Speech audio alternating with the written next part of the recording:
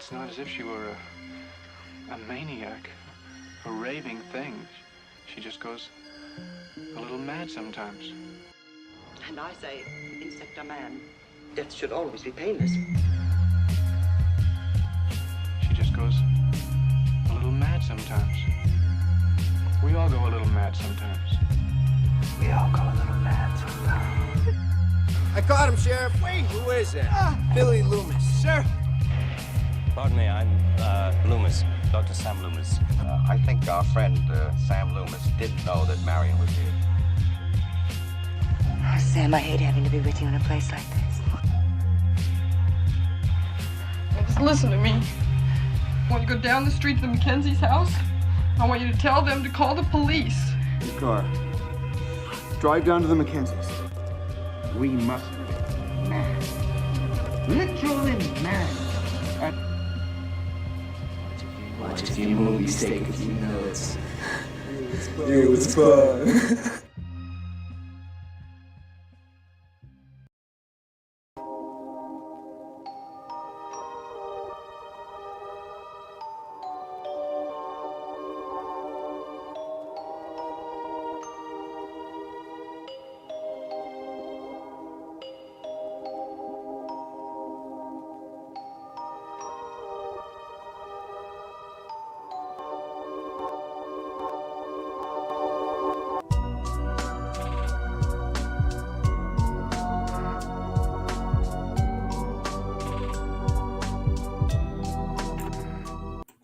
Oh goodness! What was that? How What did the hell that was get in that? there? I enjoyed the grotesque mouth myself. Personally, I think you should have edited a burger into it.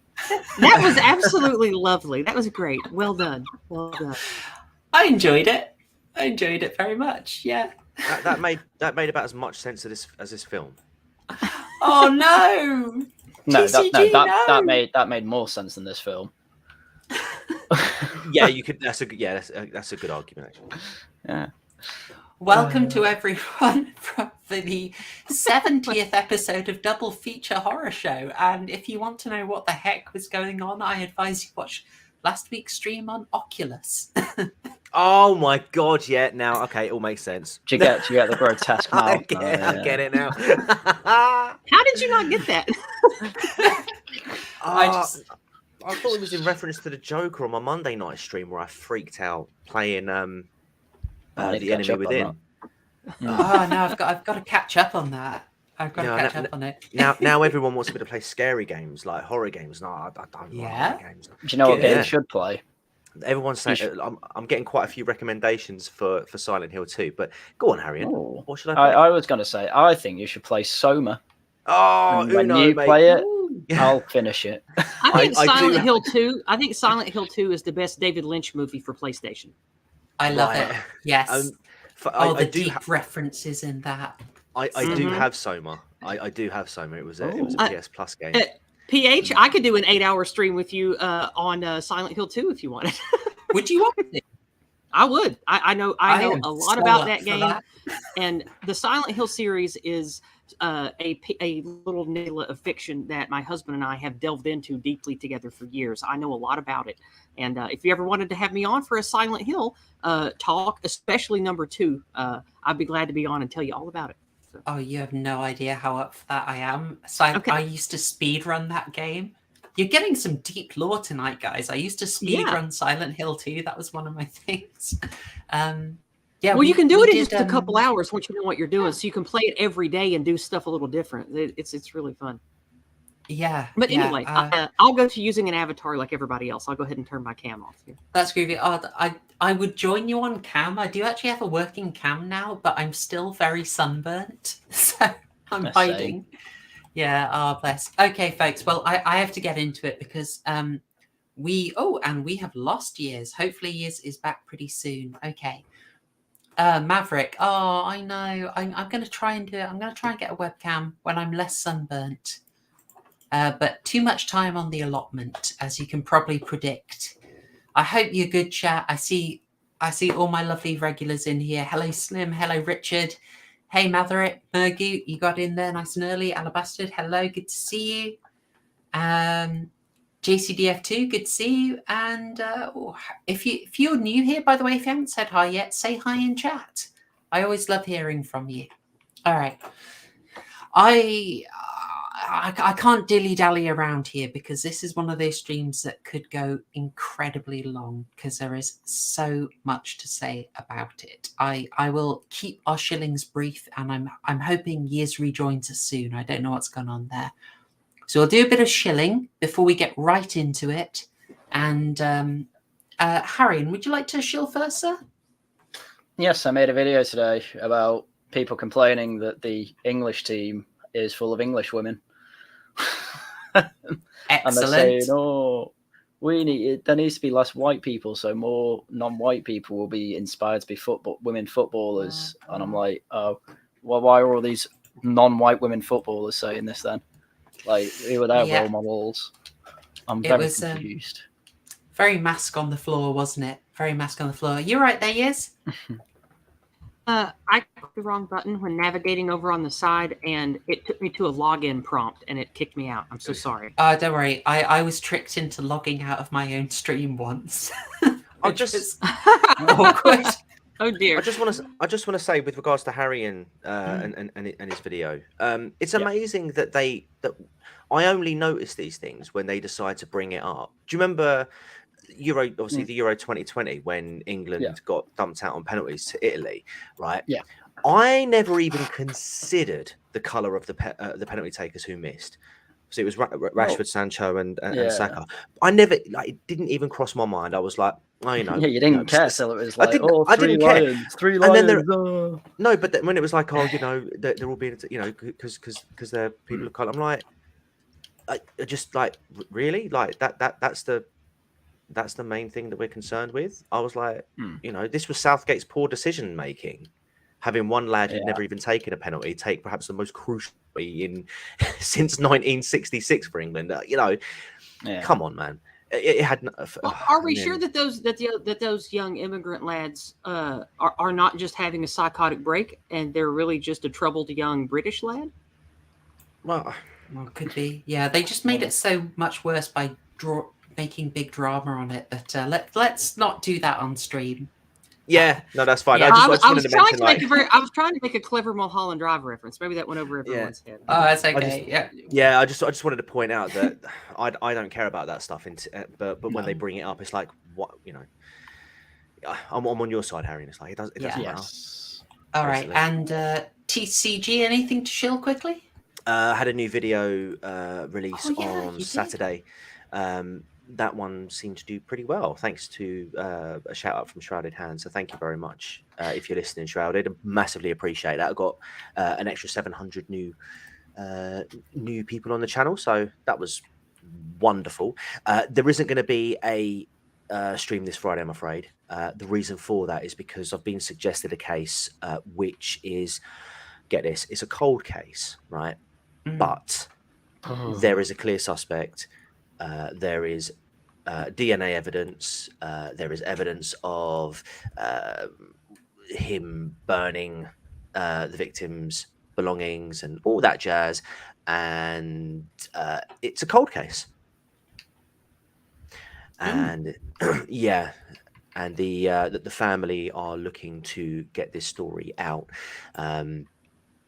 So yeah, this individual who recommended it to me, it's obviously quite, you know, wants to get the story out. So my time at the moment is invested on that. But I will be streaming on Monday though, because we've got the final part of Batman, The Enemy Within, and that's been a bit of a ride so far. So we'll get that one buttoned off. But yeah, I'm putting my attention onto researching and getting this case out as soon as possible. Because yeah. All right, I might try and catch up so I can be there on Monday. I'll see how I do. All right, Yizz, any shilling? I do a fun, lighthearted but very spicy panel and news coverage stream on Monday nights every week called Discordant Dragons. It's a fun time where I create 5 topics based on Clown World news articles from the Culture War. And I pretend that we are the ambassadors of planet Earth to the Council of Worms, the old box set for Dungeons and Dragons from the 90s. And some interested Dungeons and Dragons worms, meaning dragons, have particular questions and recommendations about our bizarre world. And we go through it one at a time. We nominate a party leader. They have to choose a dragon. We all have to answer the dragon. And at the end, we are rewarded with treasure from the dragon's treasure trove. And that comes in the form of white-pilling articles, funny meme videos, and, of course, plenty of spicy memes. And we just have a rip-roaring great time every Monday night. I am considering extending the time's run time to 3 hours because 2 hours is sometimes not enough. But right now, it's a 2-hour time slot from 6 p.m. to 8 p.m. Monday evenings. That's Eastern Daylight Savings Time. That's 11 p.m. BST. And I know it's a little late for you bongs over there, but it is a wonderful time. If any of you here present on the panel would like to have a fun time with us on Monday night, you're all invited. Just let me know. And I usually have between 3 and 5 guests, sort of like Unpopular Opinions, but good and structured. Unpopular Opinions never has dragons, so you've absolutely got the lead on them there. And it also rarely has me. So I've got the market cornered on Yizz time. So True. If you like me, come have a good time with me. I do stream it live on YouTube, but because it's spicy and we cover things like the jab, the poof, political goings on, the fake and gay war, I don't leave the streams up because when I used to leave the streams up, I would get chat strikes because Susan is a censorious bitch when it comes to covering the truth in the news.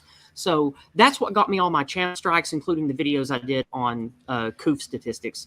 So I've learned from my lessons. They don't stay up, but you catch them live there.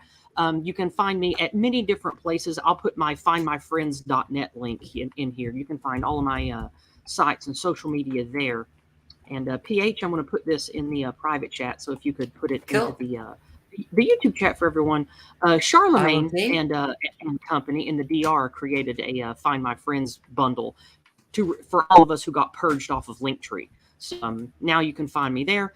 And definitely come hang out with me. I do a regular series called Corner Club, where I invite fine content creators like Miss Chloe here to come on and talk about what they do. And Haryan, that crime guy, if you'd like a spot on the Corner Club, you're also invited to come have a sit down and talk about why you're a content creator and what you do to my audience if you like one day. Thank you. You're very welcome. And I guess that's all I've got to shill. I don't have anything special coming up other than my camping trip this fall, but that's probably not for you guys because you probably don't want to fly across the Atlantic just to spend a couple days with me in the mountains shooting guns. So I like the idea of the guns. I'm not sure about the flight, but okay. Thank you so much, Yizz. And for my shilling, I have the bold goal of getting those members up for July. I would love to hit 10 members of the channel by the end of July. I am super chuffed at everyone who's joined already. You are wonderful. It really helps. And it especially helps me in terms of funding the secret project, which will actually take a fair bit of money from me. And having members is the best way of making it nice and predictable. Unless someone were to drop like a £500 super chat, in which case I'd be pretty close to done. But on the off chance, I'm going to go slow and steady and just welcome members. And there's also some exclusive content to entice you there prior to me actually talking about what the secret project is, which I'm scared about doing, but I'm thinking of maybe doing at the end of this month. Let's see how we go. Well, I'd like to point out that I am a $5 Stute subscriber on her Subscribe Star, and you should support her too. She does fantastic work, and when it comes to editing, production, and value of content, Chloe punches way above her weight class in the old content creator department. She's definitely worth your financial support. Oh, thank you very much. I much appreciate it. Yes, if you want to get me up to 10 members by the end of the of July, I would super appreciate it. It would be amazing. And the links to do that for Subscribestar and directly via Susan Bucks are in the description. But enough of that. I think we should probably get ready because there's so much to cover, guys. There's so darn much to cover. We should probably do our topic as well, I think. But what color bathrobe will we cover it with? Enough of that. Okay, we're going to be high class, guys. Our topic tonight is Hitchcock. I know you guys are really excited about that. We're all going to be fans of that here. I hope you're looking forward. Do you appreciate Hitchcock? Love a bit of cock, Hitchcock. Oh, Whatever. fantastic. Well, the way I'm thinking of doing it is maybe about 10 minutes on Hitch. No. Our favourite from 2005. And then probably about 30 minutes, maybe 40 if we fancy going. What?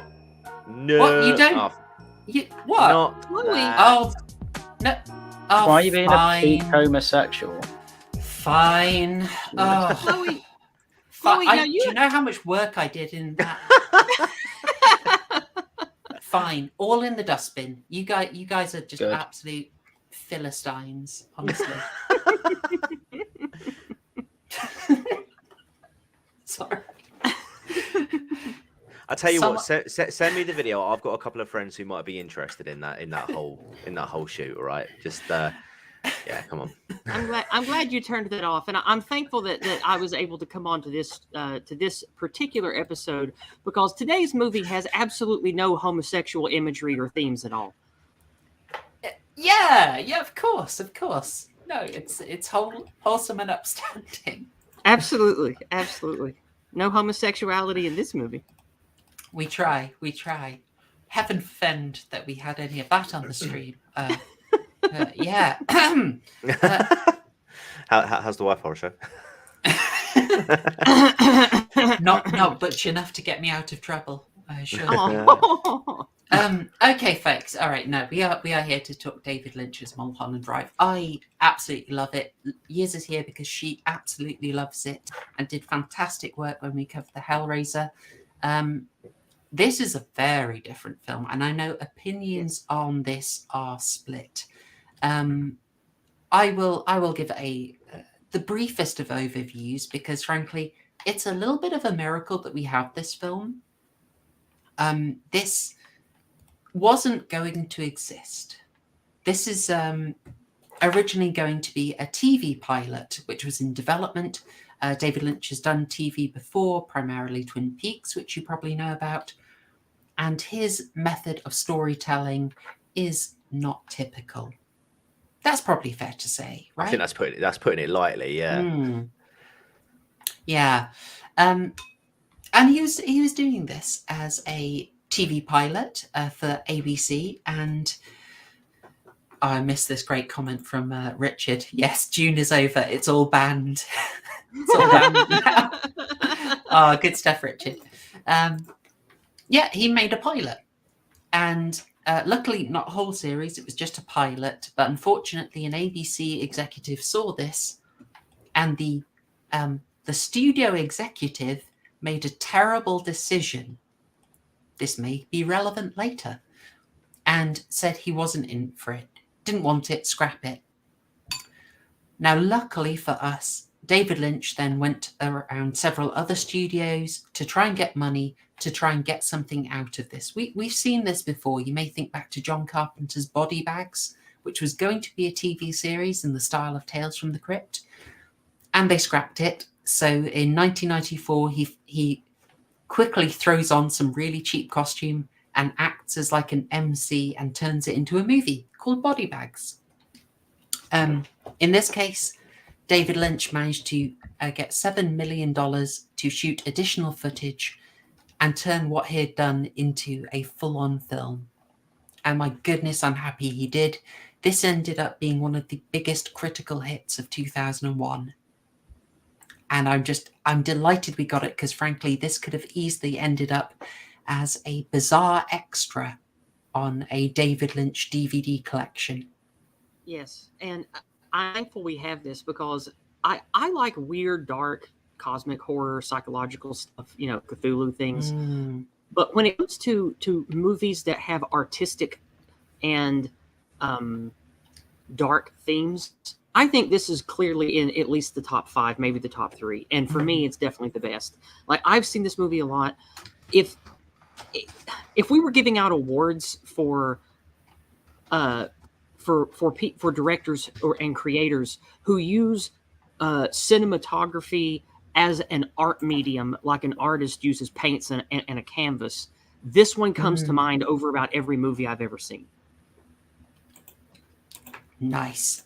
I I'm not inclined to disagree. I love this film. And it's doing something so interesting. But before we go much further, I know you're a big fan, Yizz, which is why it's good to have you on, because I know you've seen a lot of this. Yes.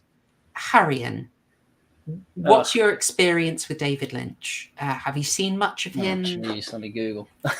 I don't know. Okay. Blue Velvet? No. Twin Peaks? No. The Elephant Man? No. Eraserhead? You haven't seen The Elephant Man? I've not seen a lot. Come on. Hey, this is good. This is fine. Haryan. What about Eraserhead? Eraserhead's a classic. Haryan comes in with a fresh perspective every time, and this is why we love him. I've heard Twin Peaks is good. If it's anything like this, I'm not going to watch it. It's the 3-hour cut of David Lynch's Dune is one of the best sci-fi movies ever made. Oh, of course, Dune. Yes, Dune. Yes. I forgot he's done that as well. He's done accessible stuff. Is my dad a fan the of that Elephant Man as well? Is that? I've not seen Elephant Man. I've heard Elephant Man's good. Okay. I have a soft spot for that. I think it's probably one that he did under a lot more studio restrictions, because he would do this thing where he'd agree to do something very studio friendly on the condition that he could make the next movie something he really wanted to do. It's kind of an interesting situation. Okay, so Haryan, not much Lynch experience, and that is absolutely fine. I'm not saying like in a patronizing way. You're coming to it fresh, and that's cool. TCG, how about yourself? Yeah, I'm the same as Haryan. I think the only exception to that was The Elephant Man. I think I saw that film quite a few years ago. Don't really remember much of it, but I do remember liking that movie. I think it's competent, but not one of my favorite Lynch. It's all right. I see. Yeah, you can tell it's not really his vision. He's making it very studio friendly. I mean, if he was just a director in that one. I don't think he was an artist for that one. Yeah, I mean, again, from what I can remember of that film, if the creative control that Lynch had was demonstrated in this film, then you can definitely tell that there are other goings on at work which are sort of overseeing how a film like The Elephant Man would be produced, if that makes sense. Doesn't feel like he had his whole creative vision on that film, whereas with this one, it was a very different experience. Yeah, I mean, he does this sometimes. He made a whole film called The Straight Story, which is almost sort of deliberately trying to be as non-David Lynch as possible. It was almost just to show you I can do it. I'm going to make a film called A Straight Story that is a straight story with no twists and turns, just very heartfelt and accessible. Which is, I kind of respect him for that. He shows like, look, I can do a standard movie if I want to, but I have a vision. And there's a lot of talented. Whatever you say about Lynch, you can't say the man doesn't have talent for making movies. I'm just waiting for Haryan to kick off. I'm going to leave it till we get into the film. Okay, that's fine. That's fine. Now, I have given us as much time as I can with this week. We obviously work under the aegis of Super Nanny, of course. We will try and be prompt because there is so much we could say about this.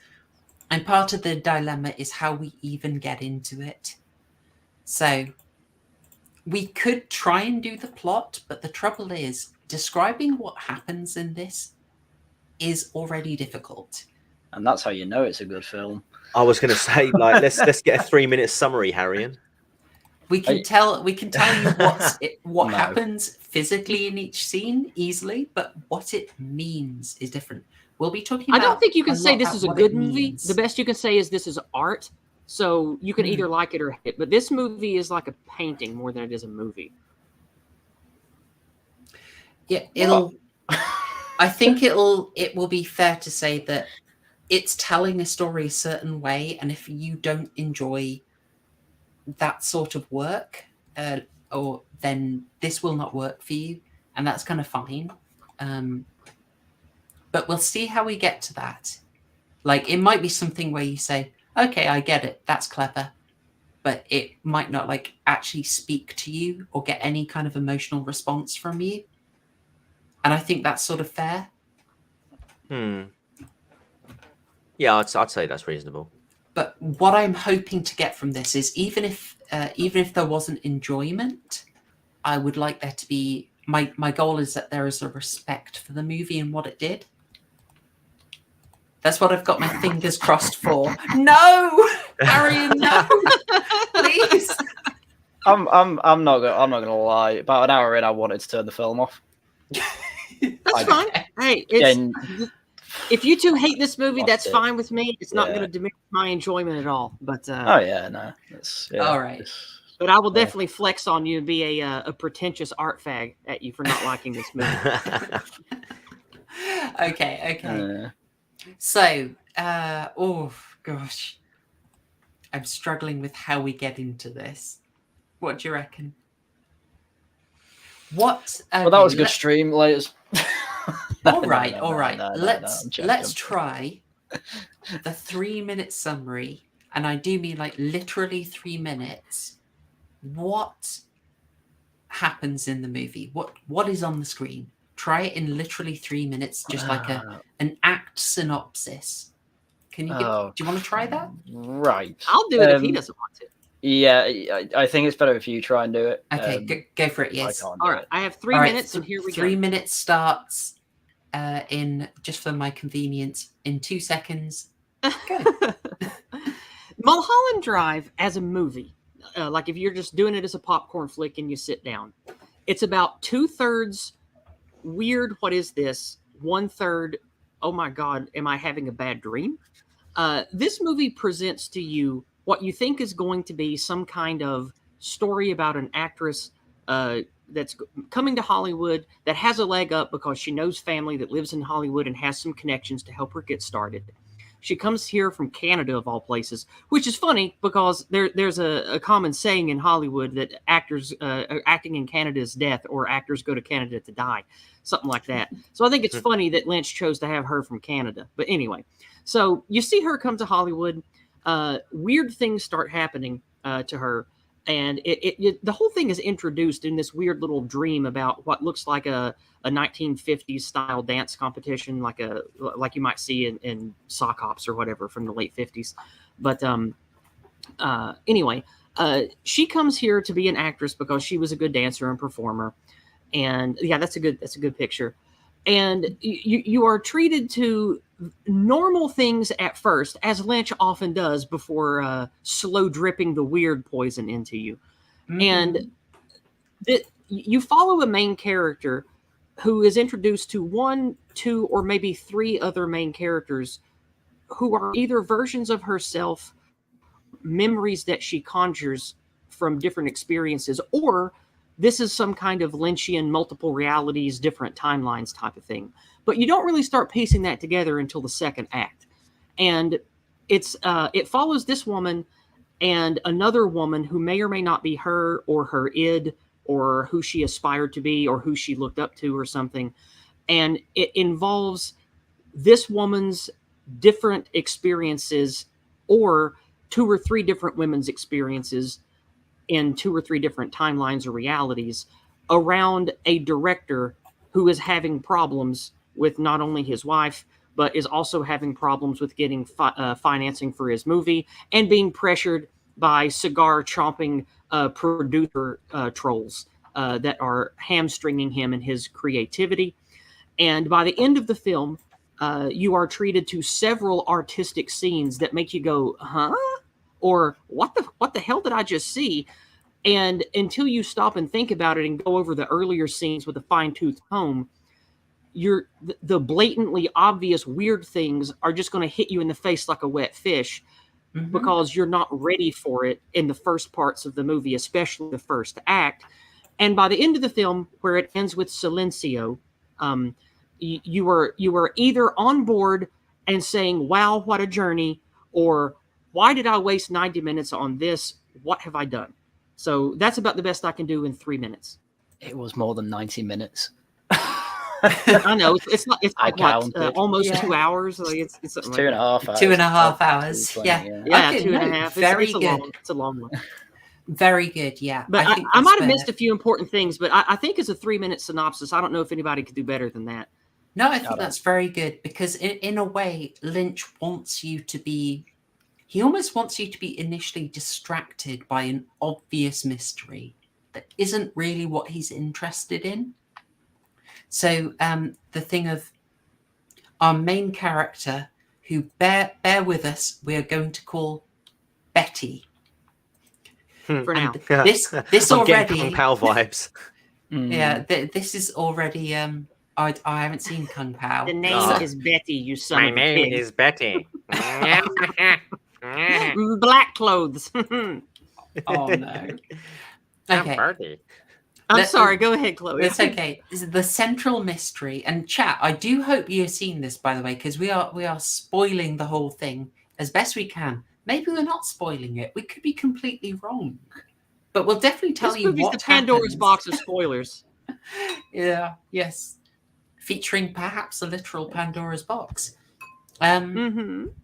So our main character, played by Naomi Watts, who at the time was, by the way, completely unknown.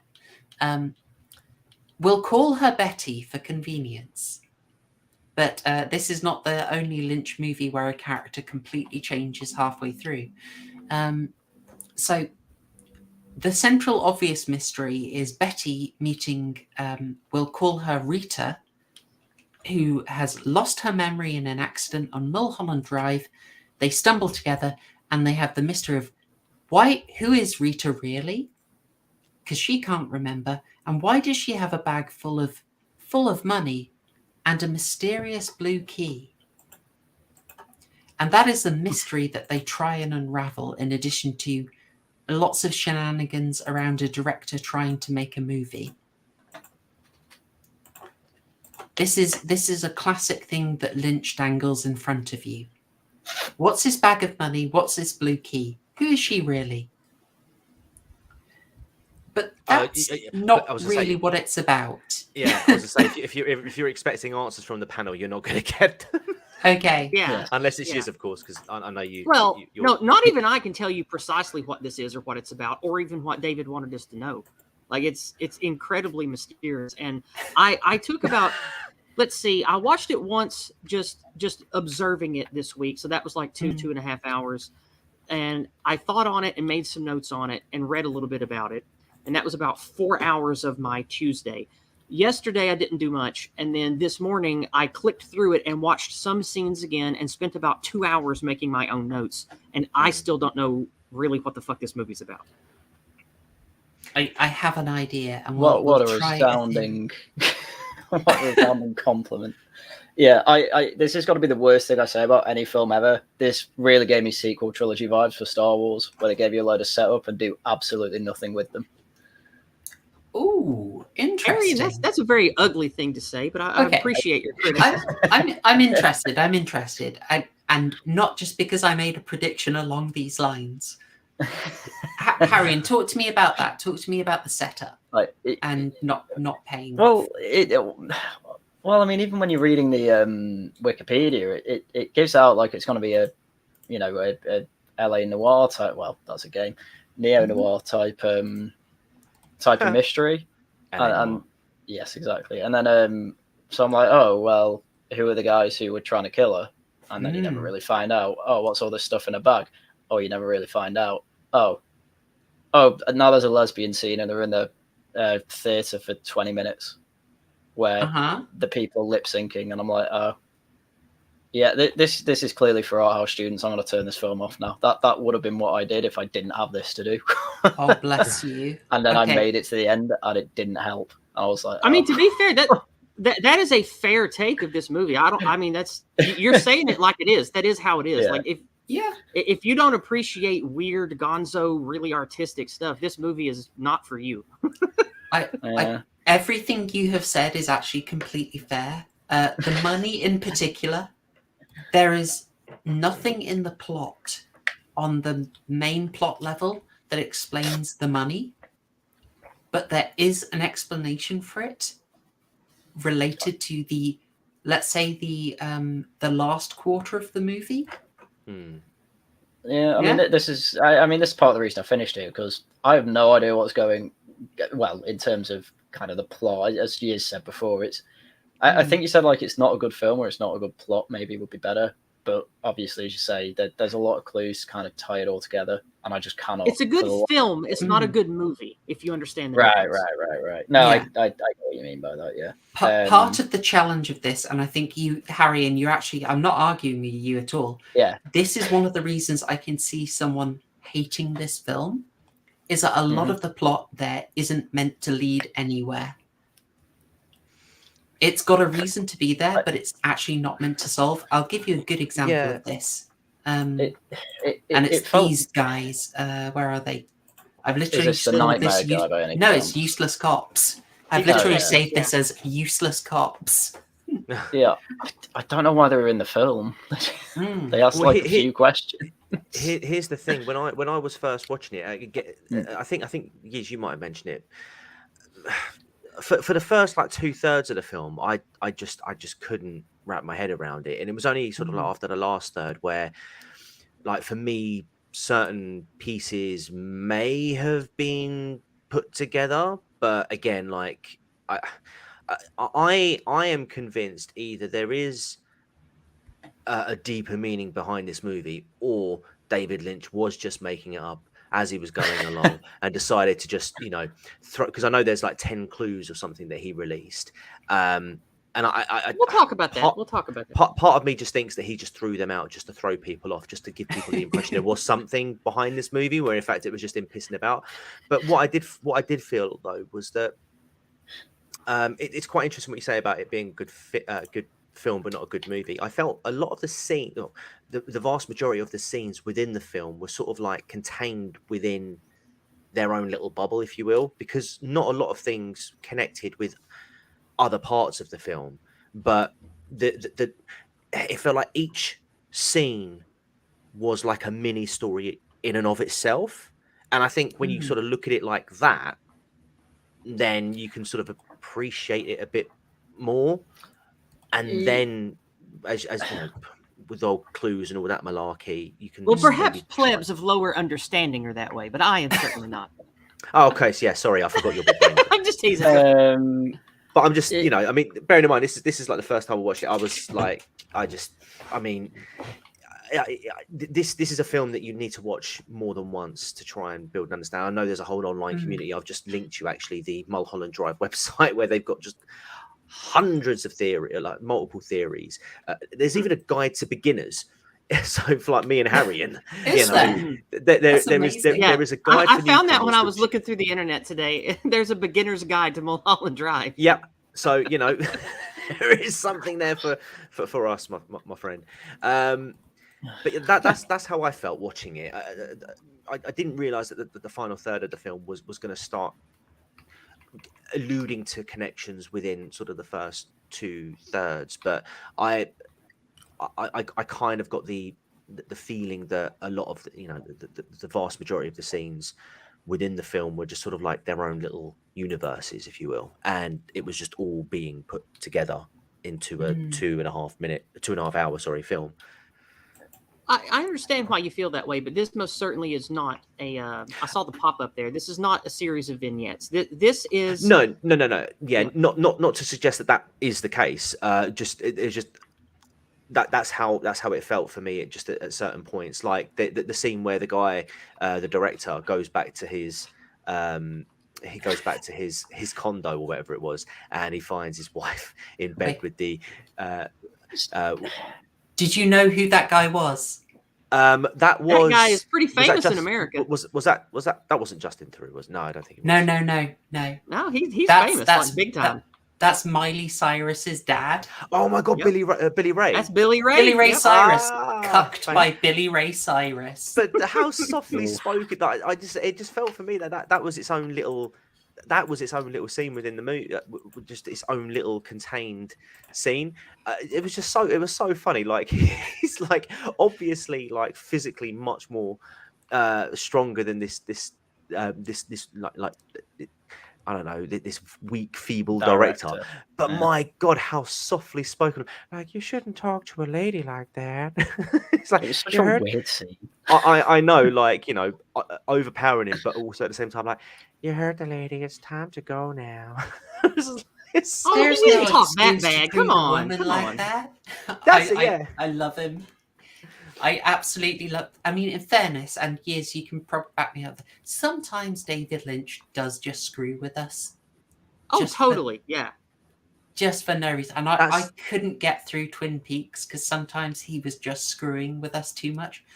Mergu, talk about an achy breaky heart, yeah, but did he come in like a wrecking ball? That's what we need to know. That's a real question. I love this guy. This is such a fun bit of casting. Speaking of casting, the director, Justine Theroux, playing Adam Kesher. I didn't realise, but we actually know that guy quite well. Oh, yes. Did you know one of the other things he's been in was American Psycho? Oh. Who was he in that? Tim Bryce. Look. Oh, nice. Look at him. On the left Oh, there. my God, he looks all different there. Yeah. I find him unrecognizable in that, to be honest. I have to look really close and be like, oh, yeah, I can kind of see it. I can see it. Who was the Mickey Cohen dude? Who was having the dreams? The guy having the dreams? Yeah, what was his name? Hang on, I've got that guy. He's tricky. I was wondering how we approach him. He's familiar. I thought he was Eric Balfour, but he isn't. Right. I don't know what I've seen him in before, but I feel like I've seen him in something from the 90s or maybe the 80s. I don't know. Well, Yizz, have you played L.A. Noire? No.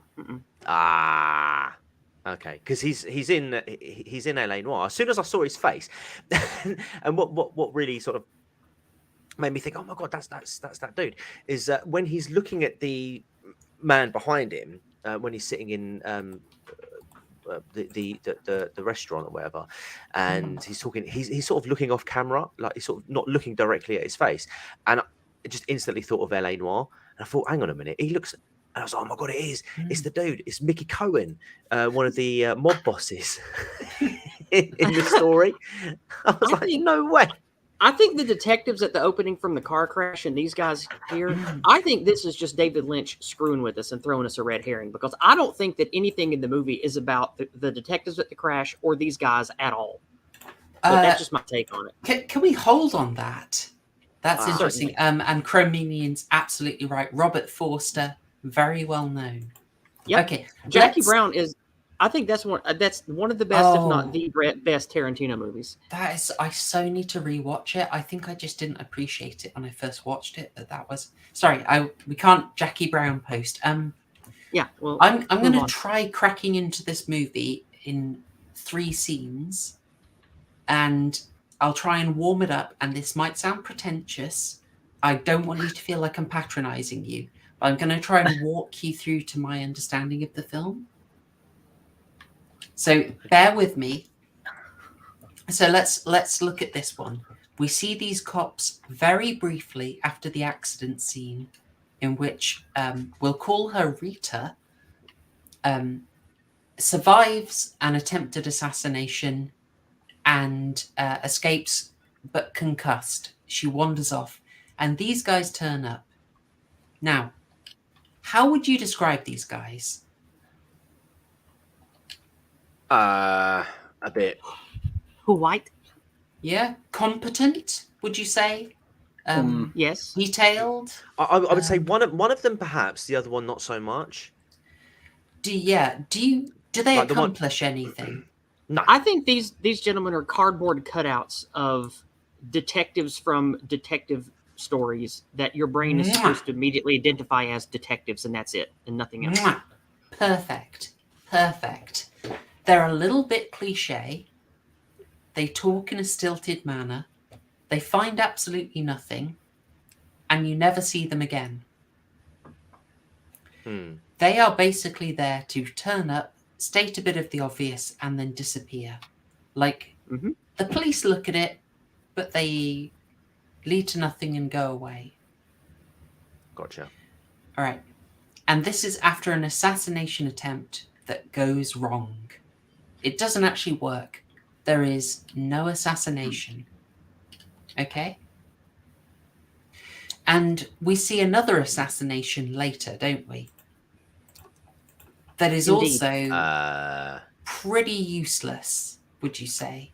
Oh, are you talking where is it? later I've got on? a million screenshots. I had of this. no idea if I was supposed to be laughing in that scene. Mark Pellegrino. I think you were. Joe. Oh, I think you were. It's supposed to be Yeah. comical. Like it's in my opinion the funniest, maybe the only funny part of the movie is this whole scene. Oh Yeah. no, I disagree. I think, as I say, the scene I mentioned earlier when the guy goes back to his condo, I thought that was pretty funny. But yeah, no, this Okay, was. yeah, okay. When I saw this bit, I did think to myself, "Hang on a minute, I didn't realize this film was meant to be a comedy." Like it just completely changed on itself. Yeah. No, Lynch has a good sense of humor. You can feel that in his work. Yeah, definitely. So this scene with an assassin, is he competent? No, He is not. He bungles it, doesn't very he? incompetent. Yeah, And he's not very scary, is he? Like Hey, he's man, kind of that's not bungling fair. it. It's kind of funny. Yeah, This it's dude- kind this of a dude- big joke. This dude's And literally also Satan. the likelihood of either a 223, 357, or 9mm, or even a 10mm round going cleanly through both sides of a skull behind, and this man was shot behind the temporal plate in front of the between the I forget what the bone is between the occipital lobe and the occipital condyloid and the temple plate. But that bullet going through both sides and making a clean hole in the wall and going through it and hitting another person, not in the realm of reality. I thought that was a second shot. Yeah, yeah. So the first shot he kills him, and then the second shot he fires it through the wall, and that's when you hear it I going. thought the bullet went through the yeah. guy's head again. No, No, no, no. again. No. It Oh, just went through the because wall. I thought that when he laid the pistol on the table, the barrel was pointed at the guy's already dead head on the table. Yeah, or the he desk. accidentally does a second shot then when he's trying to put the guy's finger in. Yeah, I know that, but what Oh, I'm talking sorry. about is look how he's laying there. If the pistol was in his hand pointing towards the wall, wouldn't it have to go through the front part of the skull and then the back part where it's the thickest? Because it looks like that's what it would have to go through the wall where it does. I don't know, man. If it can happen to JFK, then it can happen to this guy. Uh-oh. Let's not get banned. Let's not talk about that. That's a much higher caliber. Oh no! All right. So we've got the cops are kind of useless, and assassination doesn't work, and the assassin's kind of like a bumbling guy. That's kind of weird. So bear that in mind, and then we'll go into another scene. So just bear that in mind. I'm sorry if I'm sounding weird walking you through this, but it helps with the interpretation. Then I want us to focus on, oh gosh, where is it? It's the first scene with Adam Kesher is what I'd like us to look at. That's a good place to start. Got him. Okay. So this scene, would you tell me what happens in this scene? Tension. Anyone? Tension. So they're talking about what's his name? What's this director's name again? Kesher. Kesher. So they're talking about casting for Kesher's film, aren't they? And do you know, not a lot really happens. This is just I thought this was a great tension scene though, because they're just sitting around and they bring in like a sheet of paper and in an envelope and pulls it out, and it's got Camilla Rhodes, and you've got this one guy who just keeps saying, "This is the girl. This is the girl." And like Kesher's the director. He's like, will someone tell me what's going on? Like, what the hell's going on? This is my movie. And you've got his representative who's saying nothing. Who I think, please correct me if I'm wrong, but was he in Total Recall? I can't. He looks really. He could have been. He's been in a lot of movies. Yeah, he looks really familiar. And you've got. I don't know if they're like producers from the Ryan movies or whatever it's called.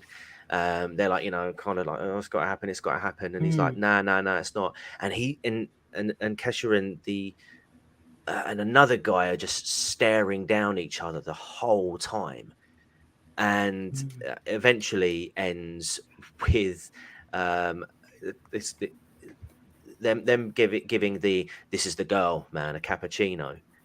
and then he like an espresso. An espresso. I beg your pardon, espresso, and kicks off because there's no napkin. So he goes and gets the napkin, and then he takes a sip of it and he spits it out, and because it's disgusting, and they're like, I think that was David this. Lynch visually telling us that cigar chomping money men are never happy with anything, no matter how perfect you make it. So fuck them. I think that's what David Lynch was saying right here. Perhaps, but I actually really enjoyed the tension and also not knowing what the hell was going on. Like, I had no idea exactly what was going on. I enjoyed the tension. Okay. It's a weird, uncomfortable scene. Yeah, it's weird and uncomfortable. So what you're getting from that is, just ask a few questions. Is a casting process fair based on this scene? No. It's cool. Already manipulated, rigged, yeah. Yeah, it was predetermined, yeah, by sort of shadowy interests who had a favorite, yeah. Careful. Yeah, I said shadowy. It's fine. Okay, good. And these people with the money, would you say that? Do you have a favourable impression of them or not? I'd say an unfavourable impression. Excellent. This is what we're meant to take away from it. Now, given that, if you went for a role in Adam Keshe's movie and didn't get it, would it be your fault? It depends. No, knowing what we know here, no, it couldn't be your fault, because even if you were the greatest actress in history and turned down for the role, it wouldn't be your fault because he was told the specific actress to choose, or else. True, but if it was a shit audition, then. Well, no, that's true, but bear it in mind.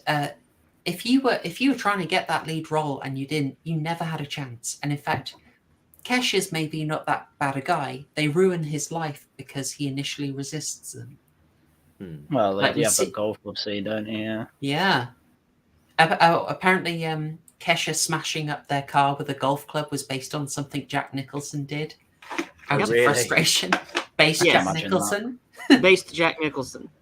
Okay, so I feel like I'm being a pain in the butt primary school teacher here, walking you through this, but this is basically how I needed to get to it. So we're going to skip right to the last quarter of the film. We see Naomi Watts. Bear with me. Naomi Watts. No, seriously, you need to jump around to have an explanation. I want to do mine next. Go ahead. Yeah. Naomi Watts. This time, she's not called Betty. Her name is Diane. Mm-hmm. And what's her job? What's she doing?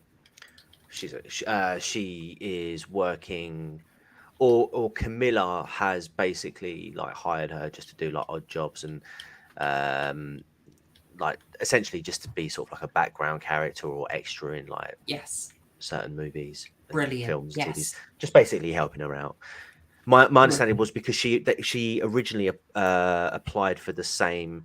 It was for this movie, if I remember correctly. Yes. And she didn't get the role in favor of Camilla, who wasn't the girl in the picture, but it was the same person, and yeah, really, really threw me. Yeah, but I get it. I think I get it, but yeah, Diane she's in a crappy apartment. She's only able to get light jobs because Camilla keeps her on set. And Camilla is kind of the plaything of the director, who's like really just like he's screwing her, right? So what I want to put to you is that the first 3/4 of the film are all about projection. They are Diane projecting,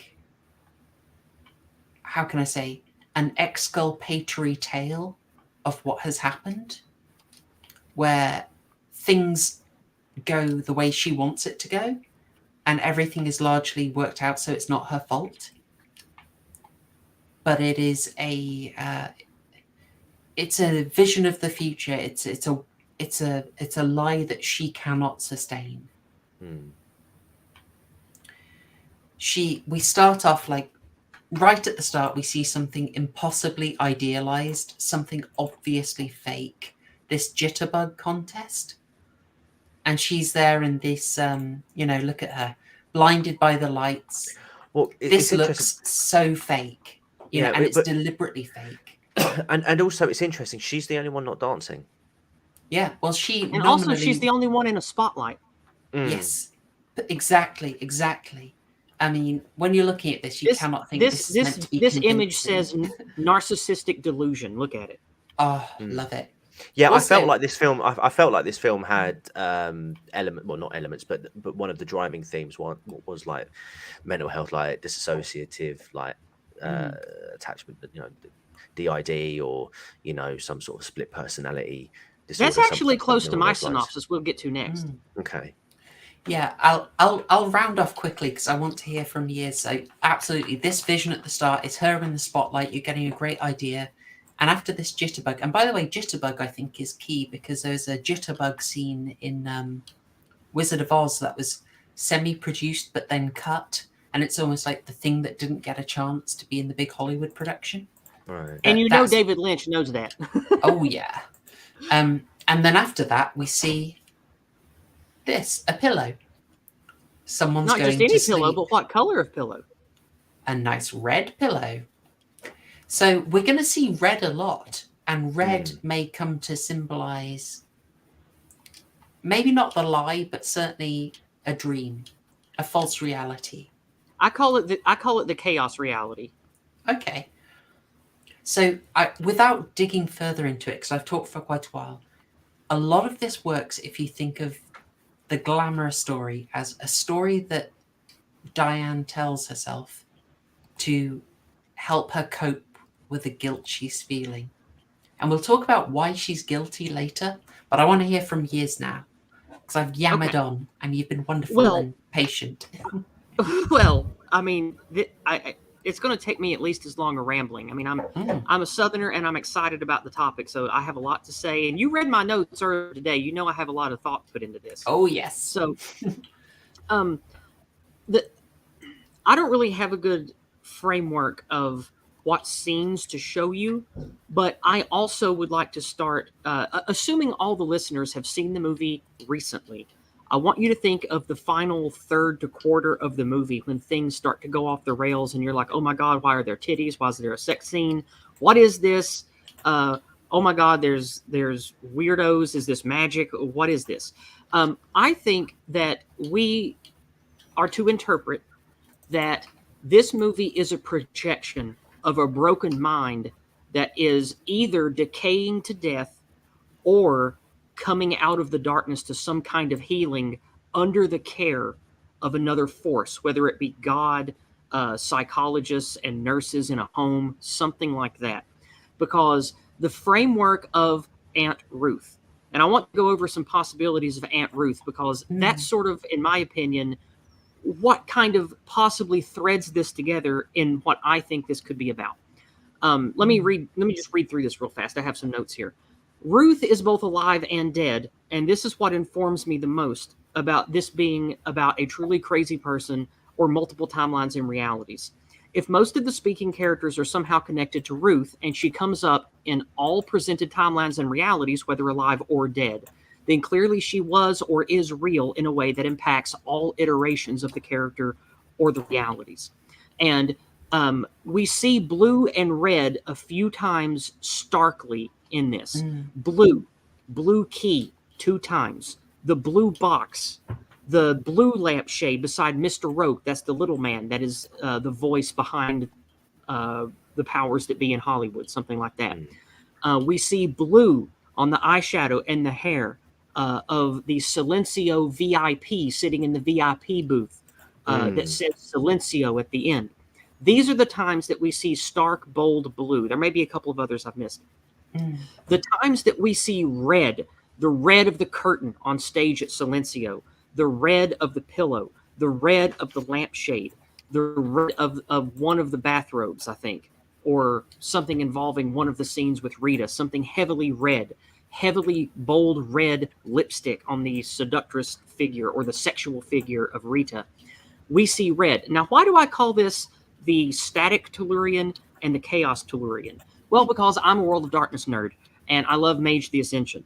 And Tellurians are different phases in the stack of reality, different iterations of Earth.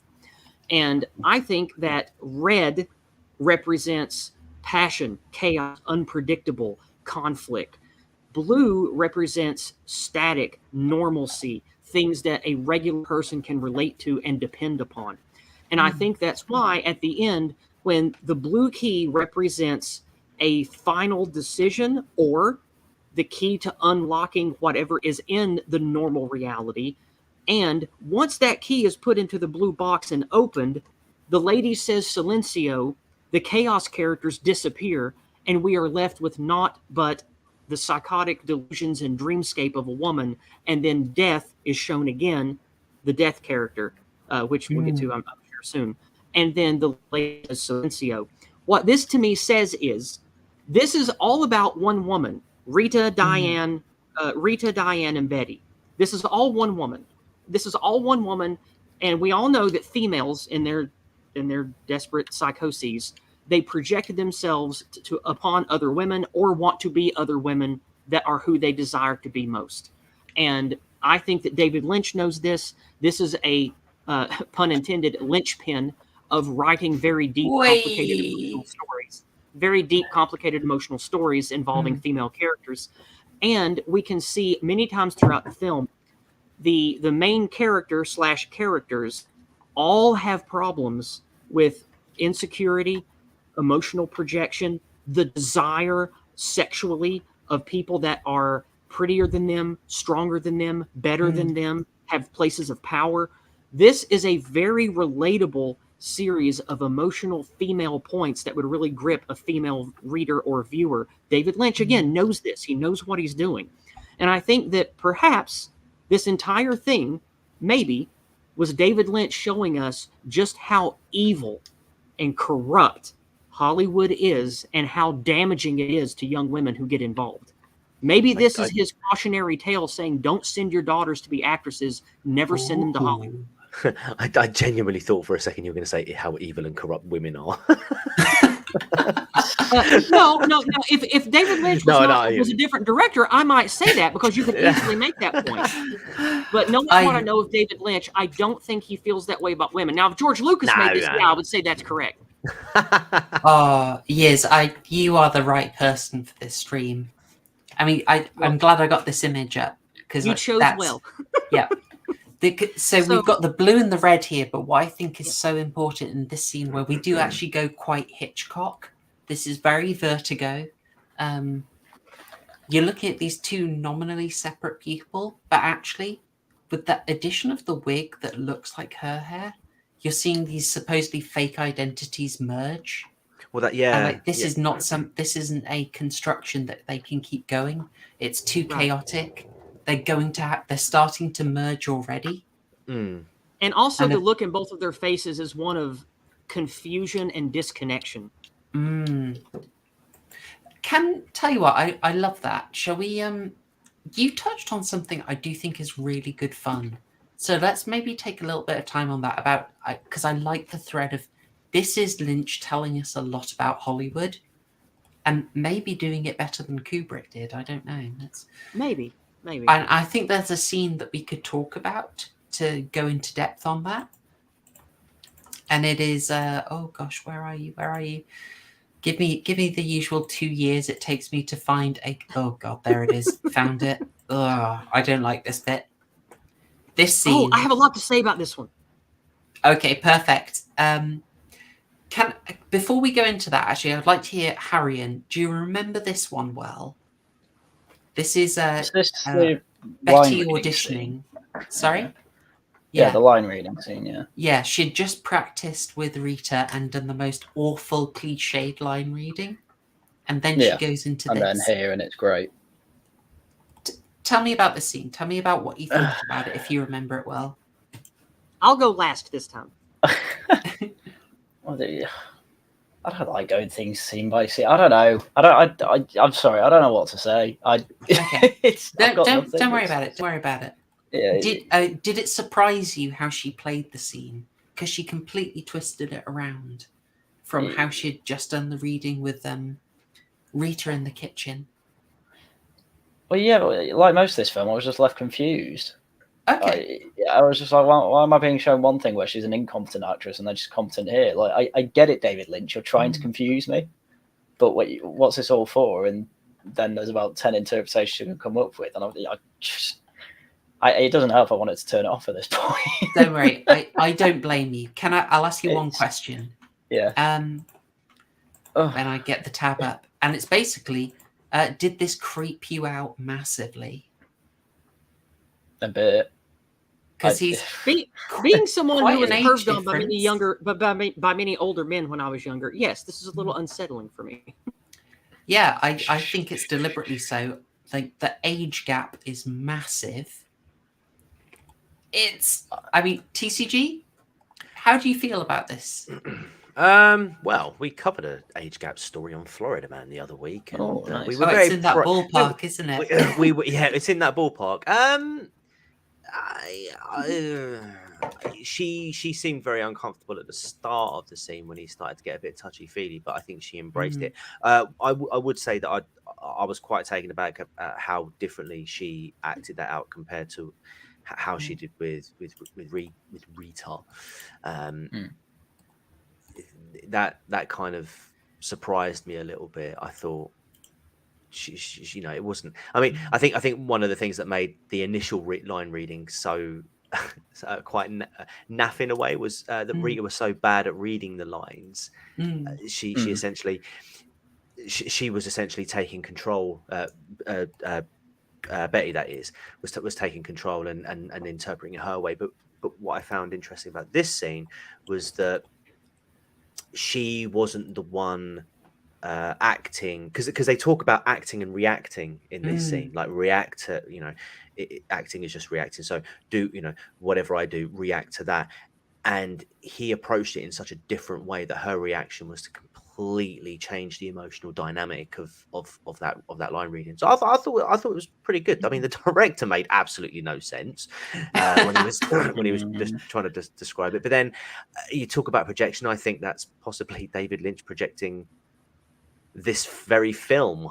TCG, onto the audience. You're a star. You're an absolute star. Sorry, Yizz, just before you get into that, Please. I am so pleased you said that. Oh, good. So, no, really, just like you said, the director kind of makes no sense, right? Yep. And we're meant to see that. And I think that is exactly Lynch having a bit of a joke about himself. Because I did about think just talking nonsense. Again, I did think that. Yeah. I was just going to say that you can tell Lynch has a good sense of humor. This is the director in this scene is David Lynch having a self-deprecating go at himself. And it's also after this, the female execs basically walk out and say the movie will never get made. He's past it. Yeah. Yeah. Now, I have a lot to say about this. This scene is like an onion with many layers. This is a Shrek reference scene for me. Oh, lovely. Go for it. All right. The reason why I say this is like an onion with many layers is you can take it for what my synopsis is that I talked about earlier, about it being about the experiences and objections of a truly broken woman, and David Lynch using that as a vehicle to let you know what this kind of Hollywood experience can do to an impressionable willed young woman. I think that, first of all, I want to go through some things that the characters do in the scene. Then I'm going to take a more distant view of the scene as a whole and commentate on that. So let me start and just go into it. The acting of Naomi Watts here is perhaps the best acting that I can remember. Like the acting of this woman that you've seen in the movie, because this scene takes place pretty early in the movie. And you have seen the actress Naomi Watts. You have seen her do the pretend line reading where she was okay, but about what you would expect. She also acts like a non-actress doing real lines, and she pulls that off fabulously. And then it comes to here, and she does like triple A best you'll ever see emotional acting from like the greatest dramas of history. And she does all of that within the span of like the first 20 minutes of the movie, or 30 minutes. I don't remember exactly when this happens, but it's pretty early in the movie. And we see that this character, not the actress Naomi, but the character as presented, is incredibly capable at emotional acting and manipulation, just like a psychopath is said to be able to do. And in this scene, you see people arranged around her where she is the focus. She comes into the room, and it's like none of these people exist until she walks into the room. That is how a psychopathic narcissist views every step of life. And when she walks into this room, it's like they were all just sitting here waiting for the on switch. And then what she wants to happen and what she expects to happen happens. Absolutely in line with my synopsis of this is a broken narcissistic psychopath. Can I just add to that as well? It's really interesting that you bring up the psychopath narcissistic angle. What about protagonist syndrome? Oh, help us out, TCG. So, yeah, explain that to me, because I don't know that as a concept. You'll have to define it, please. It might be slightly different. It might be worded slightly different, but essentially, what the protagonist syndrome is, it's the belief that you are the center of the universe, you are the main character, and that that's everything. Just narcissism, isn't it? Well, yeah, but it's like an extension. It's like an. You mean that's not true? Sorry, Haryan, I hate to break it to you. Spoken like a real late millennial, early Zoomer. But but what you were saying just now about sort of the way that they're positioned, it sort of strikes a lot as just trying to but so I'm just pulling it up off the definition, but essentially, what it is it's protagonist syndrome is when we think our life is like a movie or a book. Well, good. I'm glad you say that, because that comes into my distant view. Oh, sorry, I thought you were done. I'll shut up. That's pretty much it. Yeah, and it's just essentially that we're the main character in our own story or book. Well, here we are with a story of essentially, Betty is one of the main characters of a movie, and we're following her journey, and everybody is watching her. This is and this scene kind of encapsulates that for me. Okay, but I think it's supposed to. I think it's supposed to. Yeah, but it's just like an extension of the mental health crisis that she herself is going through. That she's now. Do you know what I mean? So yes, and that feeds in directly to my more distant point of everything that we see in this movie is supposed to be a fabrication, a dream, a synthesis of the chaos reality or the chaos dimension of this disturbed woman's mind. Because when we take a step back and look at what happens in this scene, as we were a storyteller creating a campaign for a World of Darkness game, none of this makes sense. She's a nobody. An aunt or someone connected to the business said, I'm going to get you this little gig. Why would a weirdo director have a bunch of connected people, a bunch of his aides, someone, I forget the name of the actress, but the woman who's the connected Hollywood someone who talks about this being shit and not going anywhere on the way out. I used to remember that actress's name because she is a somebody, but I can't remember her name at the moment. But everything about this scene, all of those people being right here, and like, look at this. This is like a legal office where a small-time marriage lawyer meets to hash out either a will or a divorce document. This is not where this is supposed to happen. And you've got this office, which this young nobody from the Midwest or Canada or wherever, maybe this is what her mind envisions, where important meetings of important people bigger than her meet to talk about stuff.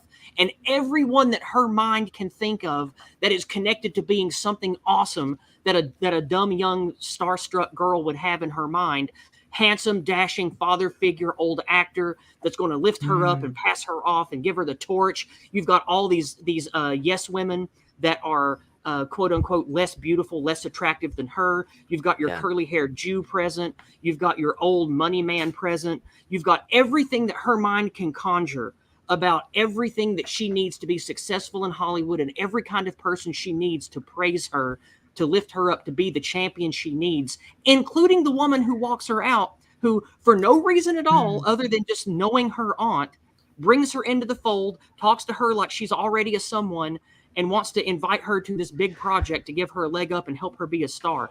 All of this is childlike dream shenanigans crammed into one little office. And that's why I think that from a distant view, this entire scene is telling us nothing that we're seeing is real. It is all part of this woman's dream, fugue state of a dream. Yeah, it's way too idealistic, isn't it? Nailing it.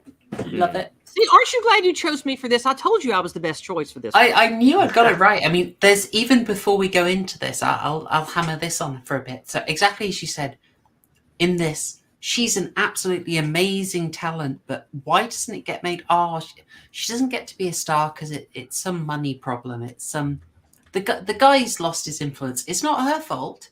She's an amazing actress. The whole room was captivated. It's something else that means she isn't a star. It clearly can't be her because she's perfect in every way. Exactly. And just before this, she is acting pretty darn well. And it's Rita who's kind of hopeless. Yeah. But in the different reality, Rita is successful. Rita is the star, yeah. Rita / Camilla. And we know Camilla is the actress who is pushed by the Italian mob here in the dream reality. In the reality, it's Camilla who's successful and she struggles. But in her dream, it's the other way around. Don't say the mob. They are many parentheses. Oh, sorry. Parentheses producers. Yes. These producers. Yes. Organized interest, let's say. But also about the Italian gentleman. What the main guy is actually the guy who did the music for this, Angelo Badalamenti. Did I mangle that? It is Badalamenti? No, you said it correctly. That's correct. Oh, Badalamenti. Yeah. So in this a lot, Lynch cast some of his favorite people. So making the music guy the mob boss, he got is it Ian Michael Anderson as Mr. Roke? I might be wrong on that. He'd worked with him in a previous project. He's the small person that was the circus leader in Carnival, which I think is another excellent cinematic creation. But wasn't he in? Was he in Twin Peaks as well? Am I wrong about that? I think so. I think so. Yeah. Let me just check. I don't because I've already missed one. Oh gosh, I can't find him. I cannot find him. If someone wants to verify that would be great. It's Mr. Roke. I would love to know. Let's see. I have the Mulholland Drive wiki open for referencing. Mr. Roke wonderful. Is indeed Michael J. Anderson. Michael J. Anderson. Okay, cool. I'm close. Yeah, Michael J. Anderson's been in a lot of things. He's really good. Yeah, I remember him. I may be wrong, but I remember. I think he was the guy in the dream sequences, but I'm not good on Twin Peaks. I did not make it through. I think I finished season 1, and I couldn't make it through season 2. I've only seen bits and pieces. I have not been able to devote enough of my life to try to wrap my head around all of it, nor do I think I ever will. It's I appreciate it for what it is, but it's not for me to spend years of my life pondering. He was messing with us too much in that, and that's why I couldn't finish it. So I feel like that was David Lynch exploring the space. I would rather see his more concise works.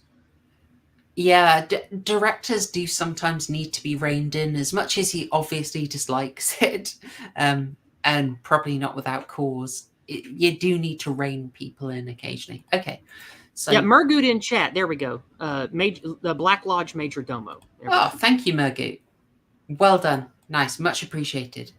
Yeah, so this scene, a brilliant case of just the projection and the psychopathic personality. I absolutely love it. And as you pointed out, Yizz, we kind of see Naomi Watts do 4 characters in this. Yep. So she acts as the kind of over-the-top fake ingenue. And she does her like bog standard acting. Then she does her acting in this scene. And then we see her again when she's Diane and not Betty. Yeah, that's what I would call the blue phase or the blue Tellurian, the one of the reality we would recognize. That's the reality of her just being an absolutely broken, out of her mind, about to hit rock bottom, just broken, realistic dredge that she became. I think that's why again, I already talked about the quote unquote static Tellurian. I say static because it's the most static and understandable to us in this frequency of reality. Yeah. Would you guys like to talk about Winkies? Yes. Oh, what was the Winkies thing again? All right. I vaguely remember. So, it was. This is right at the start, and my memory of this was actually a little bit messed up because I really had got it in my head that we start the film with her arriving in Hollywood and meeting the weird old couple, and then the old couple going away in the taxi and just doing creepy grins. That actually comes much later. Yeah, I know it. That threw me off. Sorry, go ahead, TCG. Sorry, I was going to say, can I just mention there's a version of Diane or Betty that isn't in this image, and in fact, it's not even played by Naomi Watts. It's the scene with, I think it's Mark Pellegrino, and he's talking to clearly a prostitute. Oh yeah, asking around. That's a Hollywood escort, my friend. Executive assistant. Yield, she assists the executive, and she's wearing the exact same clothes as the Betty in the bottom left. Yep. Do you want me to try and get an image of that? Yeah. All right, I'll give that a go. And I'm thinking, but no, you're correct. You're correct about that. Yeah. That is the same actress doing that, which is probably really what Diane has to do to pay the bills. Yeah, so that's it. Yes. Yeah, I mean, it's a different actress, but because obviously when I saw her wearing those clothes, I was like, okay, Diane's turn tricks basically. Well, yeah, you're not wrong. I'm so glad you got there. That is indeed what I think has happened. And also, I think that David Lynch has known a few professional ladies because many of them have strong, either repressed or not at all repressed homosexual tendencies, which we will get to, and I'm sure a dedicated segment to homosexual things about this movie. And do you have a segment slotted for that already? I know how you are. Oh, there were homosexual things in this film. What? I actually wasn't going to. I mean, I kind of do love the way lesbianism is in this. I have stuff to say about it, and it will probably be really unpopular. But all my opinions on this are extremely. It's probably not as unpopular as my opinions about it, but let's see. Definitely not as unpopular as mine. People looking at this stream are probably a little confused. I'm just trying to find the scene with the... Oh, got her. Okay, hang on. Oh, gosh. I don't know if I can get this on. This actress badly needs a bra. Very badly needs a bra. I will have this on screen very briefly and hope it doesn't severely mess with Susan. Why does Susan hate nipples so much? That's what we've got to ask ourselves, folks. Maybe she's female nipples. Right, hang on. Okay, give me a second. I think it'll be okay. I don't think the Susan bots will punish you just for this. I think it'll be okay. Got it. Right. Sorry, forgive me. I've got her up now, but you're absolutely right, TCG. I had neglected to mention that, but yeah, this is obviously a projection as well. I think it's quite realistic that... it's not exactly the same top, but yeah. No, it's close enough, and I think it realistically, it's a good chance that she's had to do this, or she's fearing that she will have to do this. Yes, it's an important point that all of the women in this movie, Camilla, this escort, all of the women in this movie that are of the age, they are all the main character or projections of her or iterations of her in different realities.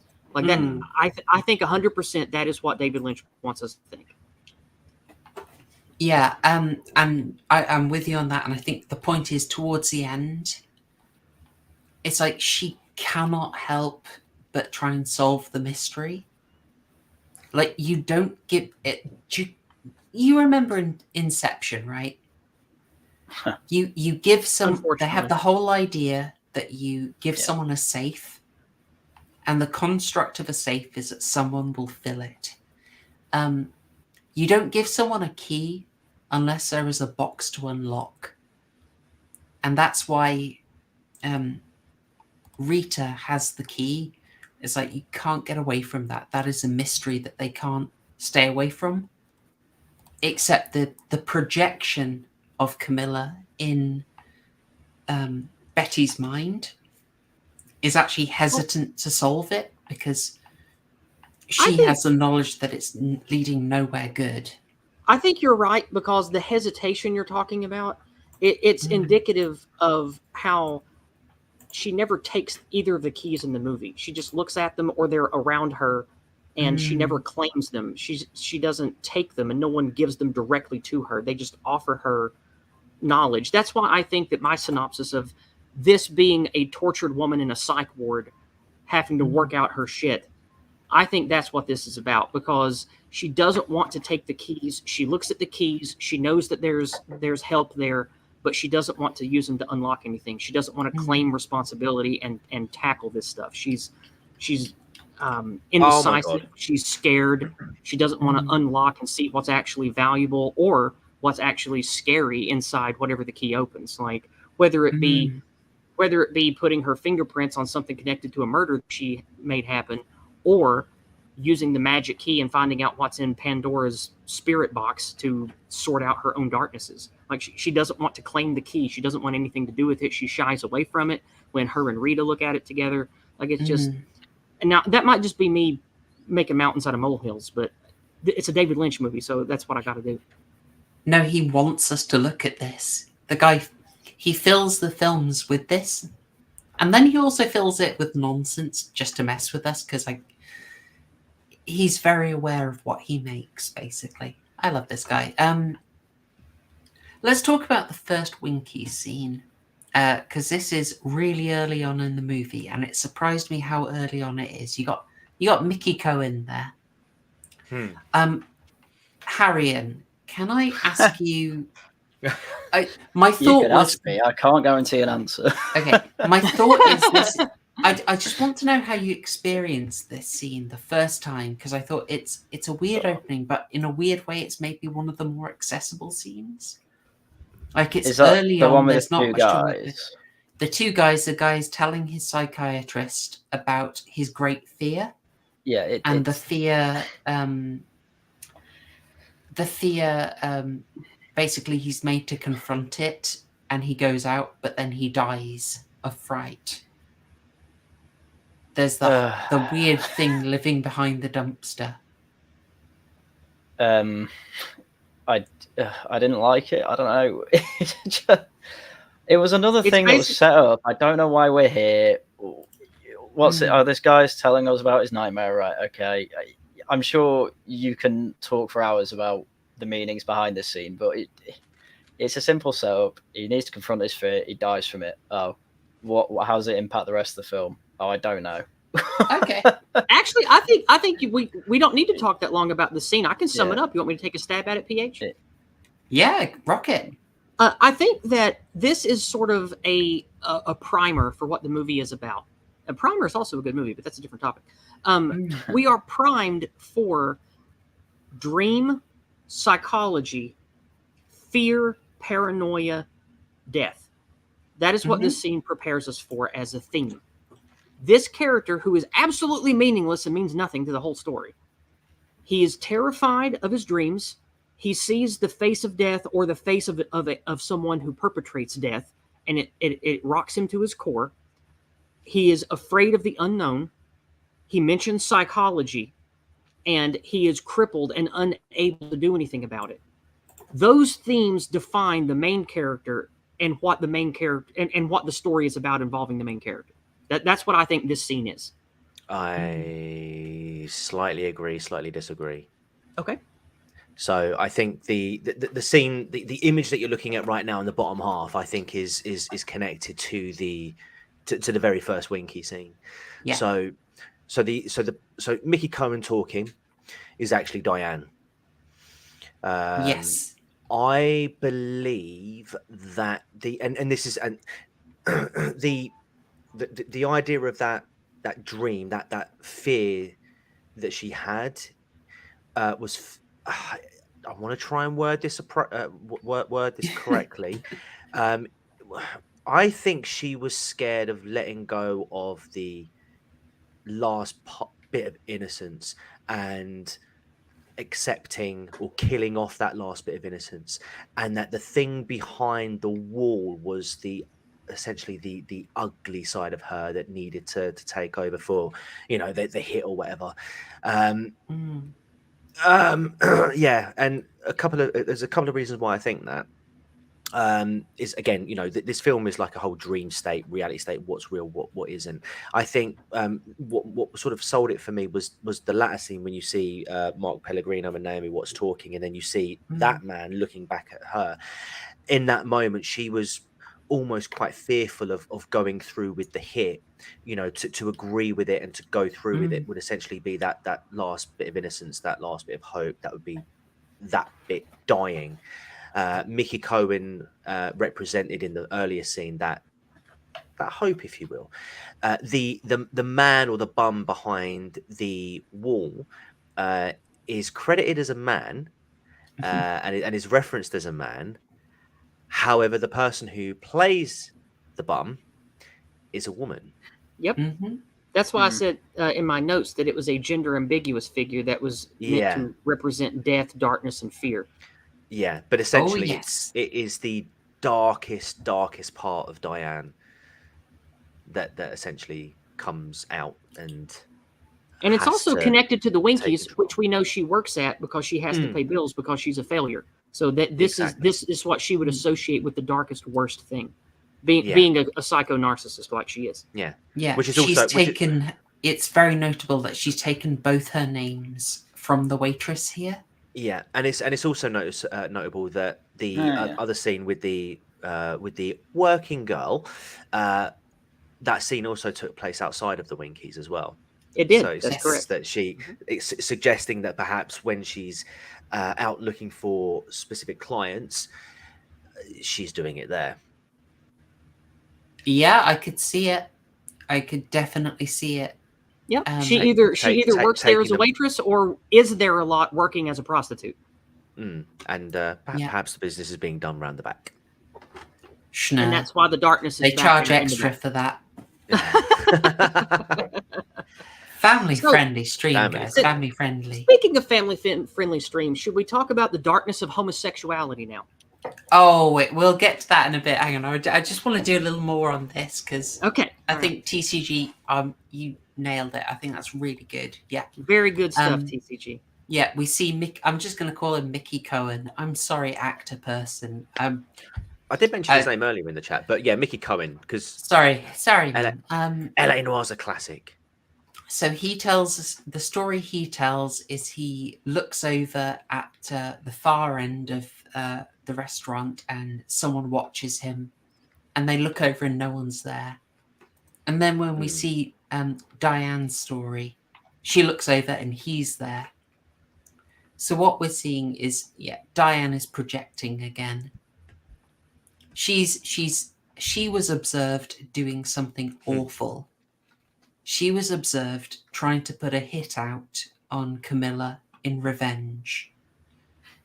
But she can't handle it. She can't handle the truth of what she's done. She needs to be perfect because she is a psychopathic narcissist.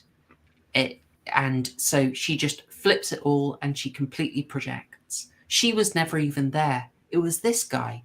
Look at this asshole. What was he doing looking at her? What a dick. So she makes him the bad guy and she kills him in her projection. Yeah. But all of this feeds in. And of course, something we cannot escape. She shows the hitman in the Diane reality. She shows him a photo of Camilla. And what does she say? Oh, I can't remember. She says, "This is a girl." Oh my God! Yes, This of is the course she girl. does. Yes, Yeah. this is the girl. Yep. This is the girl. It's in the Betty reality. This is the girl that's a phrase that dooms her Yep. career. She can't Yep. get a head start as an actress, and her amazing talent can't be realized because someone said this is a girl about someone else. But realistically, in the Diane reality, she said this is a girl and killed the woman that she's obsessed with. Yep. Now Now can we transition projection. to the evils of homosexuality?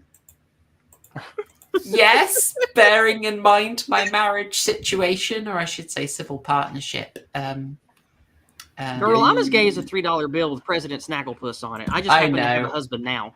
Like, it's I know people have. Anyway, I probably won't dig too much into my personal life in that situation. You can all enjoy that little bit of deep lore. We'll move rapidly on. Oh, where's my gay stuff? Gosh darn. Real quick before we move to the homosexual themes, I think that you might be about the hitman character not really being quote unquote real, and maybe the psycho lady did kill the other lady, and she can't be a killer, so she has to compartmentalize it off into a created hitman or something. That is possible. I kind of like that, but I think I would say she probably did do it because she has such a clear idea of the hitman, and she creates a version of him where he's useless. So, like, I started with the cops in the analysis because, like, she is terrified of the police finding her, and she feels awful about the assassination. So, in her version of the story, the police are useless and do nothing, and the assassination failed. And the hitman's a bumbling idiot, so don't worry about it. Because they talk about what was it? When they go to Diane's apartment as Betty and Rita, there were two mob individuals that were looking for Diane, but then in Diane's reality, it's two cops, and so I think she projected Mark Pellegrino, Joe, sorry, as a naff assassin because.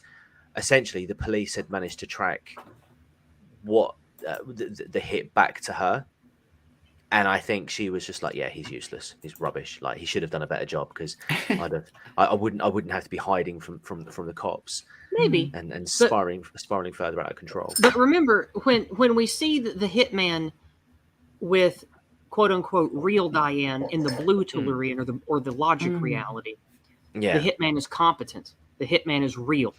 Yeah, in the chaos reality, he's a bumbling turd, and he's just kind of funny, almost to the point of comic relief. But it's so she doesn't need him there, I guess. Like it with the whole hitman thing, I can't really say one way or the other. I don't have a firm opinion, but I did want to point that out. I just think that those two versions of that hitman appear at different stages of the timeline. I don't think they're chronologically in order. Is what I think. Certainly not. Yeah, if you want to look at this as all happening in a single timeline or a single expression, this is definitely presented to us in a mysterious order of events. But I don't think that's what it is. But I think that could be again with the perception of Joe being incompetent one next to competent to not, and then whatnot. I think the reason why that's not presented to us chronologically again is because of her mental state and her trying to piece this reality together. I don't know. I mean, Harry is probably just sitting here thinking like, guys, this film doesn't make sense. I do. There is a reason I'm being quiet, and I do want to say you are basically doing David Lynch's job for him, which is writing the film. And to be fair, and to be fair, this is another. This is nice another, one, Harry, and nice one. But this is another. He's not wrong. Yeah, he's not wrong at all. And to be honest with you, I think this is another angle of another theory, isn't it? Like this film intentionally doesn't make sense, and it's up to people to interpret it. I think this could all be an elaborate troll from David Lynch's part, just to go. I'm just going to put a bunch of scenes together. I'll throw a few clues out, and then I'll let everyone else loosely have the same characters in some scenes. Yeah, Yeah. and then just try and see what people piece together and how they interpret this film. Yeah, it's either very clever or very cruel. I think. Haryan, would it be fair to say, like, I'm trying to think of it through your eyes, which I find very easy to do, actually.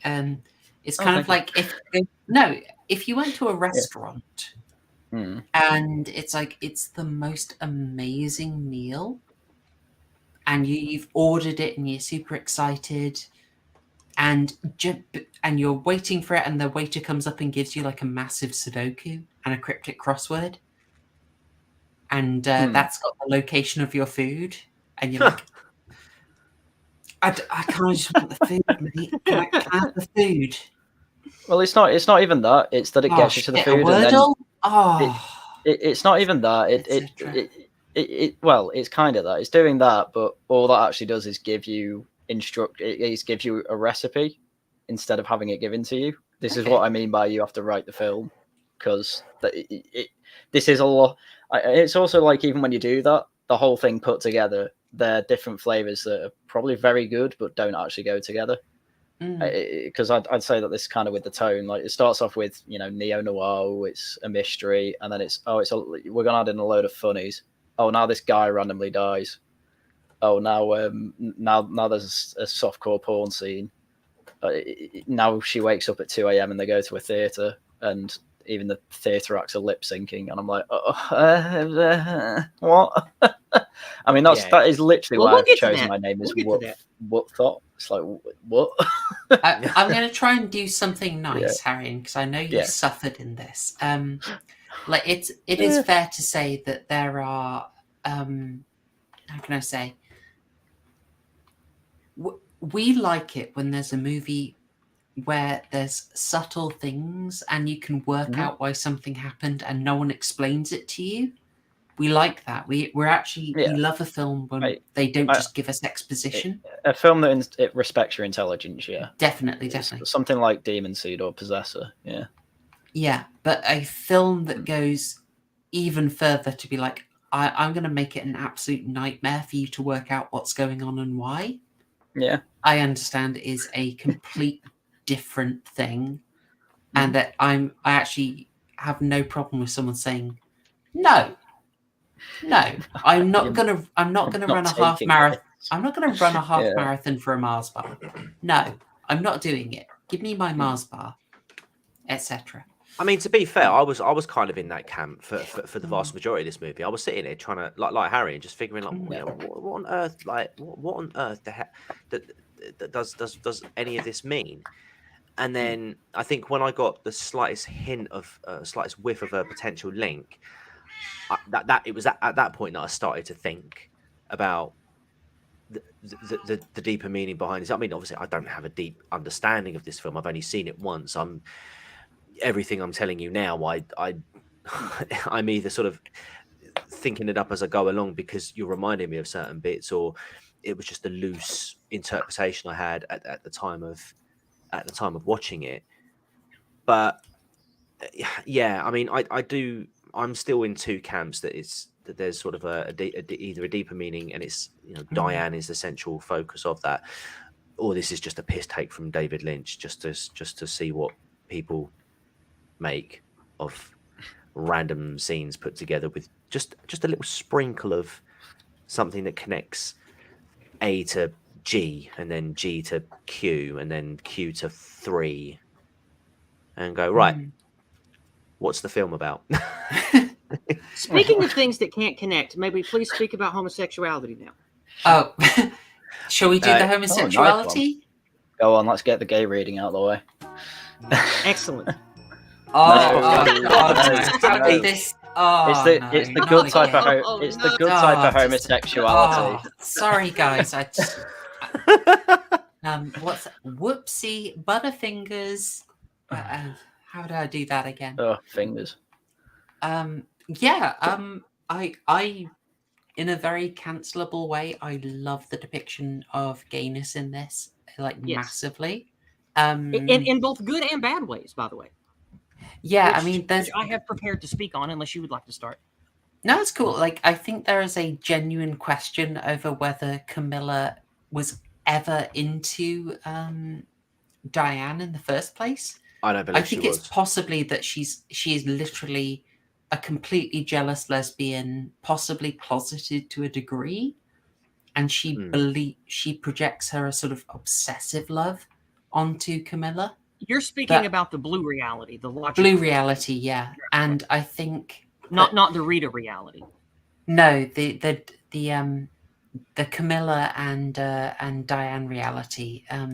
But then I think possibly they were lovers because of the scene where she takes Camilla's how can I say she goes along to the party at Adam Kesh's house, and Camilla kisses makes the other out with actress, that.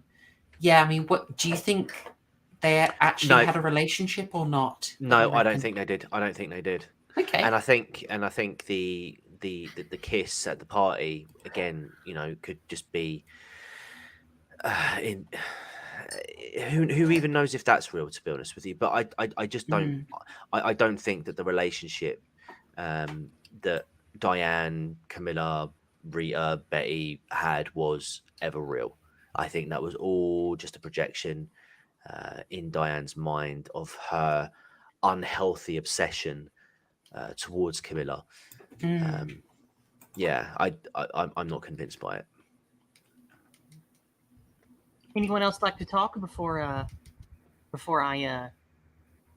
go on my destroy us with facts and logic? No, it's not about that at all. It's I have a lot to say about this, and I think that I think David Lynch speaks about the truth of humanity and society in a lot of ways with how the homosexuality is presented in different ways in this movie. I think he does a great job, especially when it comes to female sexuality.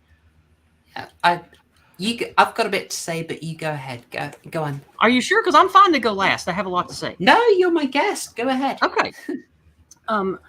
Homosexuality is often portrayed in our society, whether you agree or not. This is not me saying that I think something's wrong or something's not, or if you're not a Christian, GTFO. I'm not saying that. Our civilization, especially the Anglosphere, is heavily Christian, right? And the allure, the seduction, the temptation of homosexual thoughts and acts has been drilled into us as some forbidden fruit since before our grandparents were born. And when you take that element and combine it with the sexualized element of being someone in sales of emotion and sales of sex, with which both an actress and a prostitute are, you start to understand why Lynch presented the homosexuality as he did in this. There's a lot of reasons for this, and I want to go into them. Number one, female sexuality in general.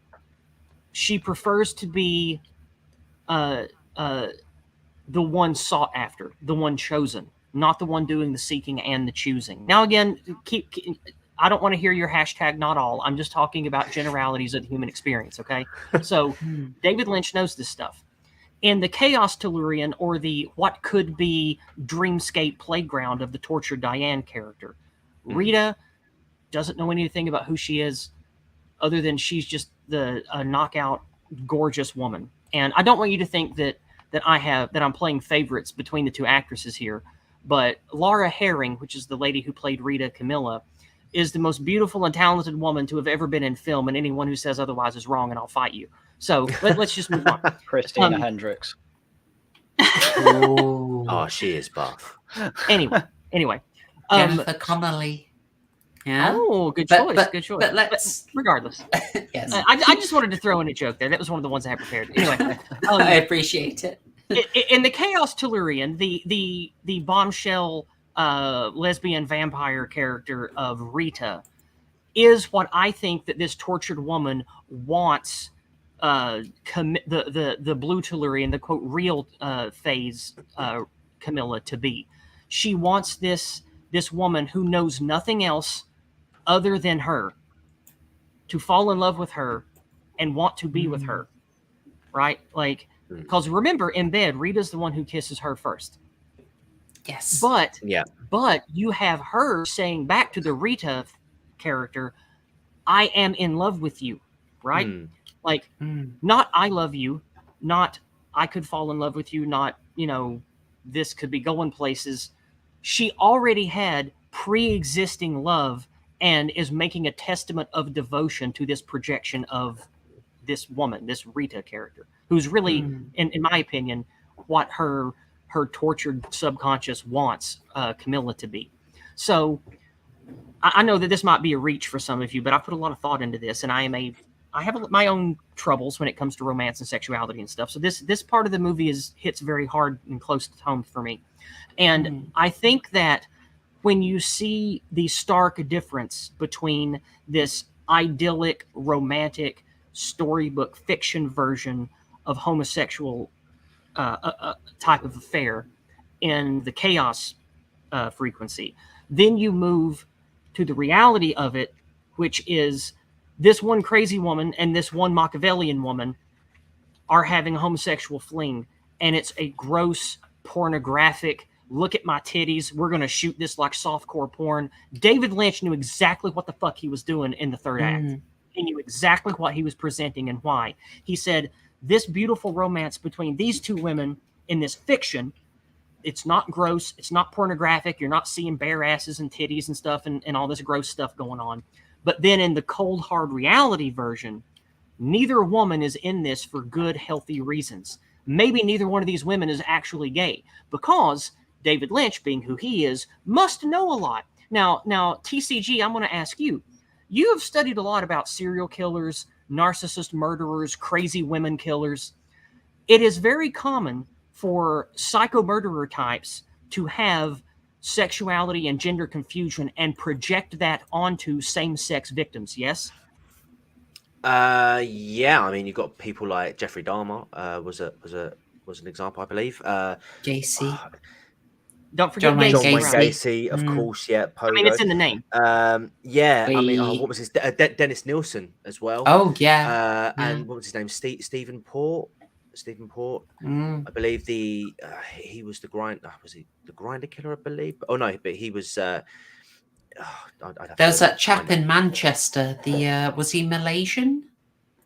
I can't remember. And he was drugging all these students. We don't need to segue too far away from this. I just wanted to no. But confirm. There's this is your bailiwick. I wanted you to confirm that. Yeah. Yeah, so, Stephen Port was the grinder killer. Yeah, sorry. Yeah. I mean, there's quite a few examples, with names that you can sort of think of where they have where the sexuality has been a contributing factor, I would say. Mm-hmm.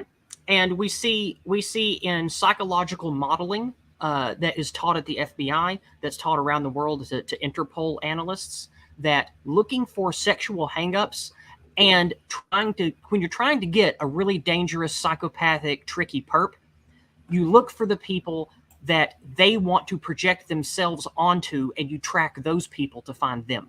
So you try to find someone who is like them in some ways that they would be sexually or romantically invested in, that reminds them of themselves, and that leads you to the killer. So I just thought of Luca Magnotta as well. Oh yeah, and the cat guy. And so Lynch clearly knows all of this because he studies people, he studies psychology, he studies spiritualism, and all kinds of weird, heady stuff, being the man he is. And he knows that, okay, here in reality, you've got this dangerous psycho woman who jealously wants what the other woman has and is, and wants to, for her own fucked up mental reasons or whatever, wants to have control over herself by sexually controlling and dominating another beautiful woman, which is what we see with her sort of tackling her and sexually pushing herself on the couch. So not pushing herself like with rape, I mean, just in a dominant cowgirl position type thing. So we see that imagery. Then we move to the Camilla character, the quote, real Rita. She clearly is a sexual manipulator. She clearly is probably not even interested in the director. It's just a marriage for climbing the ladder in Hollywood, or to have status and prestige. And she clearly uses her sexuality on everyone around her. She makes eyes at people at the table. She exchanges glances with Coco. Coco seems to like her. Don't know if there's anything there. She kisses the other woman that comes to the table. She's this sultry sex pot that sort of oozes that and gets that on everyone around her. Clearly, I wouldn't say that's a very healthy representation of sexuality either, right? Probably not a very emotionally or mentally sound person either. So you have these two examples of homosexuality in reality that manifest around broken, evil people. But in the what we wish would be dream Tellurian, the red Tellurian, the Tellurian or reality of possibilities, David Lynch shows us that he believes that, homosexual love can be good. It can be natural. It can be nurturing. It can come from a genuine place. And I think that that's him showing us that while I know there is a hashtag not all, I'm showing you the hashtag what is most of the time. And I think that is his take on homosexuality being shown to us in these characters, not only to tell the story and to paint the character story, but to sort of give his 2 cents on, the whole homosexual question. So if any of you think I'm off base with any of that, I'd love some criticism, or if you want to segue off of that to another point about the homosexual stuff in this, I'd love to hear it. I won't push back too much, but I won't push back too much, but I will euphemistic, because I have another direction on this, but statistically, I was given a very large martini, folks. Statistically, there are some. Is that before or after the film? Oh no. Statistically, there are some really unfortunate correlations that, as you said, you can't get away from that. Yeah. And I was going to say, if we think about, and I'm going to be very euphemistic here, okay? If we think about this in terms of David Lynch giving us some inside baseball on how it is to make movies in Hollywood. I'm already getting bullied by the chat over this. Damn you, chat! Go easy on me. What are they saying? I missed it. They're mocking me. So if we think of this as David Lynch giving us a bit of the inside baseball on Hollywood, like it's a very corrupt, they're very moneyed interests that don't care about the art. There are a load of pervy guys in it, and I'm just going to say Bryan Singer. Maybe there's something else that David Lynch has witnessed a bit in Hollywood that's maybe not that great. And I think that's probably part of this too. I'll leave it there, but if I can take it in my angle, if you don't, or TCG, did you have anything to go for, or before I divert, or? I mean, I would say, I didn't really think too much into this sort of aspect of the movie, but I mean, if I was to have an opinion, well, you're not a femoid. Well, you don't know that, but weekends coming up, TCG. Weekends exactly here. Exactly. All I've got to do is change one letter of my name, and you wouldn't know. But I mean, if I was to sort of look at the sexuality in this movie and make just sort of like a basic bitch analysis of it, I would just I would say it would be more a critique of Hollywood, perhaps, and the Gatsby, that as well, and essentially just the overall sexual degeneracy of Hollywood. I just feel like with things like this film, I feel like he was trying to say something about Hollywood in general.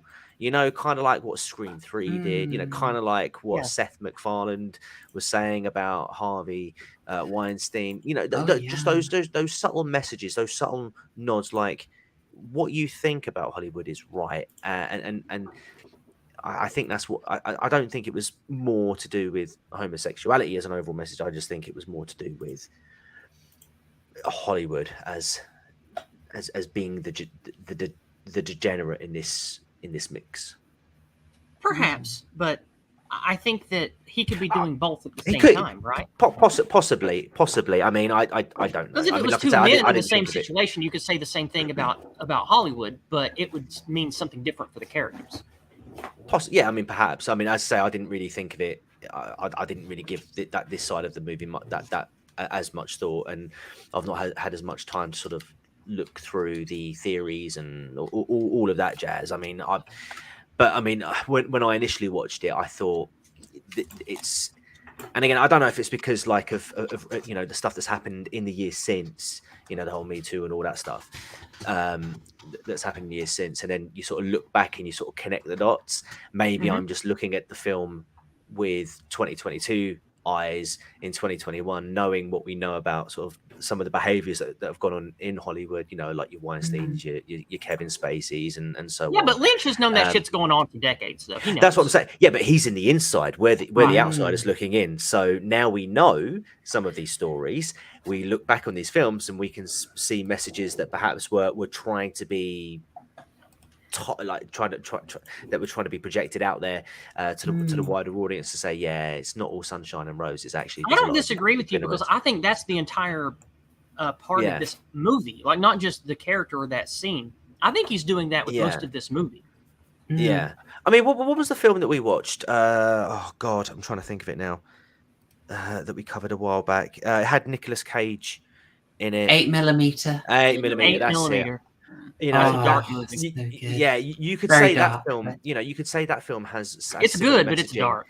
Yeah, but you know, if I was to draw a comparison, I'd say that the messaging that I'm trying to portray, you could argue it has the same sort of messaging in 8mm, in terms of the degeneracy in movie making, in the movie making industry. It would probably be a good equivalence.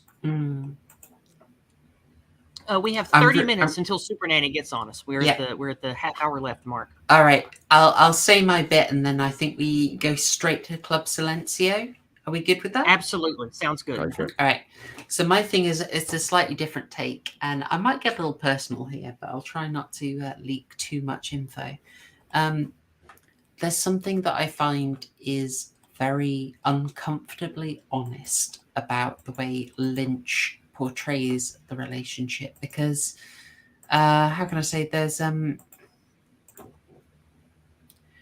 there's often kind of an unhealthiness to especially lesbian relationships, and I'm not trying to sound like any one of the Phelps clan or someone from Westboro Baptist. I'm like, but I'm going. I haven't heard them in a long time. Think who I am.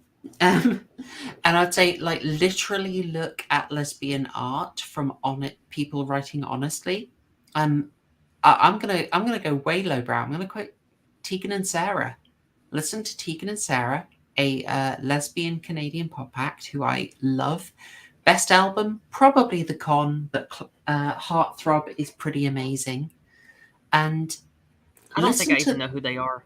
Oh, okay. I like them. I like them a heck of a lot. But I might have 20 years ago, but not now. It doesn't ring a bell. Oh, hey, Gatsby. Hi, Gatsby. They sing about lesbian love, and they sing about torment and obsession, and like the difficulties of finding healthy homosexual affection. And that's like, genuinely, that's a real struggle. When you are this way inclined, a lot of your initial interests are going to be absolutely doomed, because it's not just that someone couldn't be someone you've developed a fascination with, an obsession with, doesn't love you. It's that someone can't love you. And that's pretty damaging. Right. That is tough to deal with. So and also, listen. Oh, sorry, go ahead, yes. Oh, I was just going to say also, it's hard for us. I don't know how much detail you want to go into here, but there's also, in the modern era, like the last 40 or 50 years, those of us who are different, like you and I are, and deal with the homosexual experiences and ideas and things, there are so many landmines out there to sabotage us when we're young, trying to sort things out, like pornography, prostitution, predators, gay clubs that are just chock full of evil people wanting to do evil things. There's and not just that, but literature as well. Because if you look at some of the let's call them the destructors of Western civilization, they were writing about in the early 1900s how to create approachable fiction that they could put into libraries to put destructive homosexual ideas into children's minds to destroy families. So there's sometimes, even if you try to be smart about it and find literature about your burgeoning atypical feelings, you might just walk right into the devil's den choosing the wrong book off the shelf. So there's so many landmines out there for us when we're growing up and don't know any better. It leads to a lot of just soul-destroying heartache and mindfugglery. Yeah, trying to stay on the light side of it, which is difficult with this topic. It's like literally the places you would look for a gay culture are generally not healthy places. And I'll sort of like, I'll avoid, I'm not going to go into big details, but I think, well, think what's in a pride parade, and then think what isn't going to happen in public. Like there's a lot of unhealthy stuff that people run across, but going back to not Tegan to mention and drugs. Don't forget the drugs that are everywhere too. Oh, completely. So, I mean, even without that, listen to something like Tegan and Sarah's "So Jealous." Like these are songs of obsession and deep pain. Like you listen to a Taylor Swift love song about heartbreak, it's the lightest PG stuff. Tegan and Sarah are like 18 rated. That they go all in. And I see a lot of that sort of messy obsession in Diana here. And I think like as much as people might hate it, I'm like, I'm sorry, I know that. I see that. I felt that. I've seen so many friends have that where it's just gotten really unhealthy because I don't really know how to explain it basically, but it's just something I've seen a lot. Yeah. And this is really authentic to me. Like, let me throw Susan a bone. I have also seen many healthy homosexual relationships. I would like to think I'm in one. Maybe we're a little too obsessed with horror movies, but otherwise, I think we're not too bad. But also keep in mind, you're both not in the youth category. You've had years to sort out not just your own feelings, but you know, learn about the world and what is and what you're lied to about, and the kind of people that will be good for you, the kind of people that will predate on you, that kind of thing. Yeah, and I think everyone has to go through that struggle in the modern world to find something healthy and wholesome. Yeah, even heteros do too. Oh, definitely. But I would say it's harder if you are, let's say, my way inclined. Yes. And I just, as much as people might hate it, I see a huge amount of authenticity in Diane's feelings about Camilla that really makes it work for me. And if you don't believe me, listen to some Tegan and Sarah. That's why I think David Lynch knew what he was doing. Like I think Lynch understands people pretty damn well. Oh yes.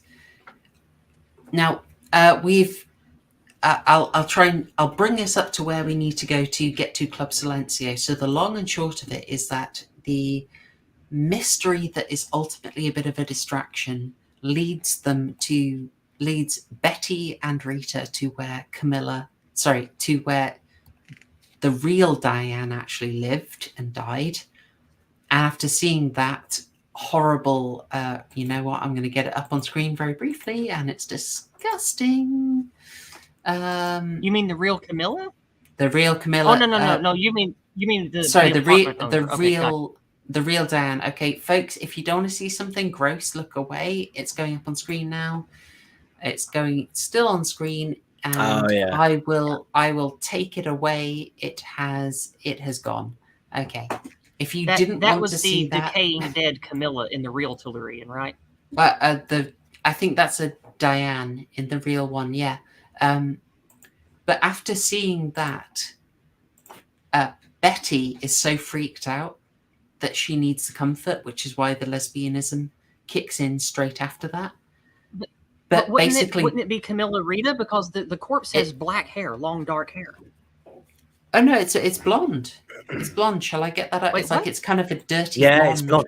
Yeah, it's not Camilla. It was in the dark. I thought it was black. Is it blonde? Yeah. Well, it's blonde. Yeah. It's just in the dark. I think. Oh, okay. That completely changes what I thought about this scene. Then. Shit. getting this really gross image up on there. It's horrible. You know? It's really upsetting. I thought it was supposed to be the corpse of the woman that she had killed, indicating she didn't actually hire the hitman, that she actually baited her to the apartment and killed her. Well, this is the thing, because I mean, this lends to a suicide theory that she killed herself, and again, I think completely dashes all of my theory about her being. Oh God, this sucks. Yeah. That one thing changes everything that I thought. Jesus.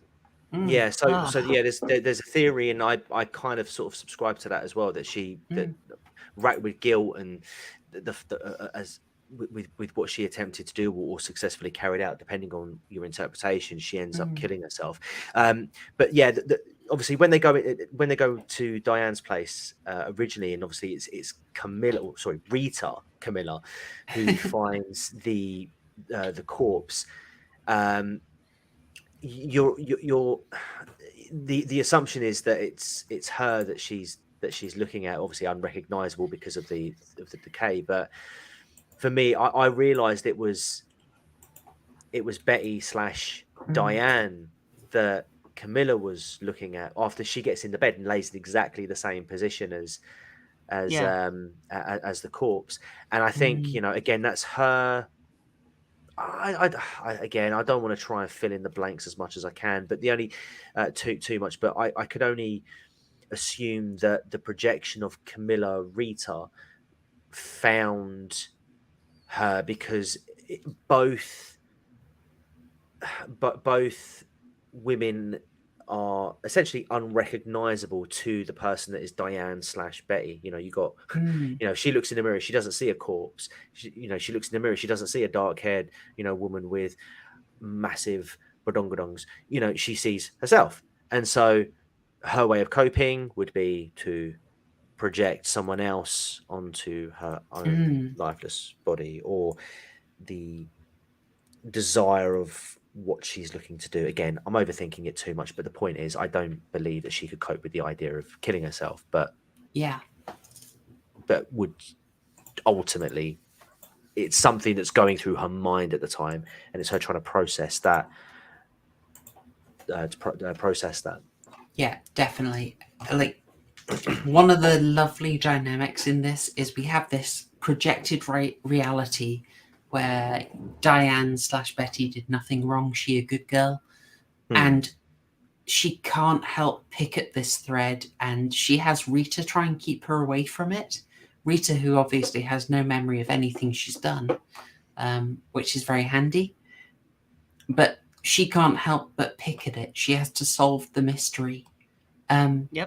But the more she goes into it, the less stable it gets, and she cannot keep it up. And as I said earlier, the closer they get to reality, the sort of less this holds together. So at this point, after the corpse, she's discovering her actual corpse, which is too close to what's really happened. She immediately seeks refuge. She has the lesbian bit with Rita there, fulfilling a fantasy. Yeah. And exactly. They disguise Rita, but it's making it clear, like, look, this is the same person. These are facets of the same person here. And they're merging. And merging is going to be important. But it's the fact that I think the merging shows that we're close to a resolution, and whether it be death or fixing the psychosis or whatever, I definitely think that the merging shows some kind of inevitable resolution. Yes. Yeah, exactly. It's just not sustainable. And you can tell that because Rita just wakes up in the middle of the night and says Silencio. And you get I think probably the favorite shot. I don't know. I love it. It's so beautiful. Yep, it's I saved it. It's odd camera work. It really stands out. It's number 23, and I've got a billion tabs here. Oh no, that is a lesbian scene. There we go. That's what I'm after. You get this Evil Dead-like tracking shot at Club Silencio, where you notice this blue tint to everything. And this is the only shot like this in the movie, which makes it really stand out. Oh, yeah. Oh yes. Because you're like, okay, is this the climax? Are we finally going to figure out what's going on? What are we being revealed? What's being revealed to us? What is this? Like, that's what the shot shows, or that's what the shot says, rather. Yeah. And inside Club Silencio, oh, I mean, it's iconic. I don't know if any of you want to take us through it. I'll be happy with that if you want to. What happens in Club Silencio? Don't ask me. I completely zoned out in this scene. Yeah, same here. Haryan, I love you for sitting through 2.5 hours when you hated it after 40 minutes. I'm so no, honestly, I'm chuffed. I don't even think hate's the right word. I was just completely apathetic because I could appreciate that it was trying to do well, but I was just like, yeah, I very much zoned out here. I didn't know what. Do you want me to read my notes and then us talk about it, because they're pretty short? Go for it. Yes. Okay. Number 7, Club Silencio. This is clearly an emotional fulcrum or a point of resolution to the main character. Perhaps this is her emotional core. Perhaps this is the room where she loses her life. Perhaps this is the room where she is being treated or cured by professionals. Also, a non-English language is used to convey deep, powerful emotions. This could be a metaphor for being crazy. You know that there's meaning in emotions, but you can't understand what it is exactly. You feel powerfully, but you don't know why. Deeply disturbed people often express such sentiments in therapy or their journals or writings. Then there's also the obvious, that everything we see is an illusion, but it involves real people invoking real emotion. Finally, the fact that the blue lady sits up in the VIP box watching, and that the blue key, the blue lampshade, the color blue, etc., is all tied directly to godlike actions, it suggests to me that Silencio represents 1 or 2 doctors or a place of healing, a place of resolution, perhaps not a place of death. Maybe Mr. Roque, the quote, god of the movie that only gives orders that come through voice. Perhaps he's the administrator of Diane's psych ward. The blue hair lady is perhaps her main shrink, and the blue box and the key are her trying to help the crazy lady sort out her emotional core, her mental core. So that's the notes that I had on Club Silencio. But these are notes that I made during the week. These are not notes that I completely made today after reading all the stuff I did and preparing for the stream. After my notes, I would say that what we've discussed today, I think that this represents a finality of the disturbed character coming to an end. But that end might be left up to interpretation. So I'll turn it over to you now. No, lots I agree with. Just pick up on one thing. The speaking in a foreign language.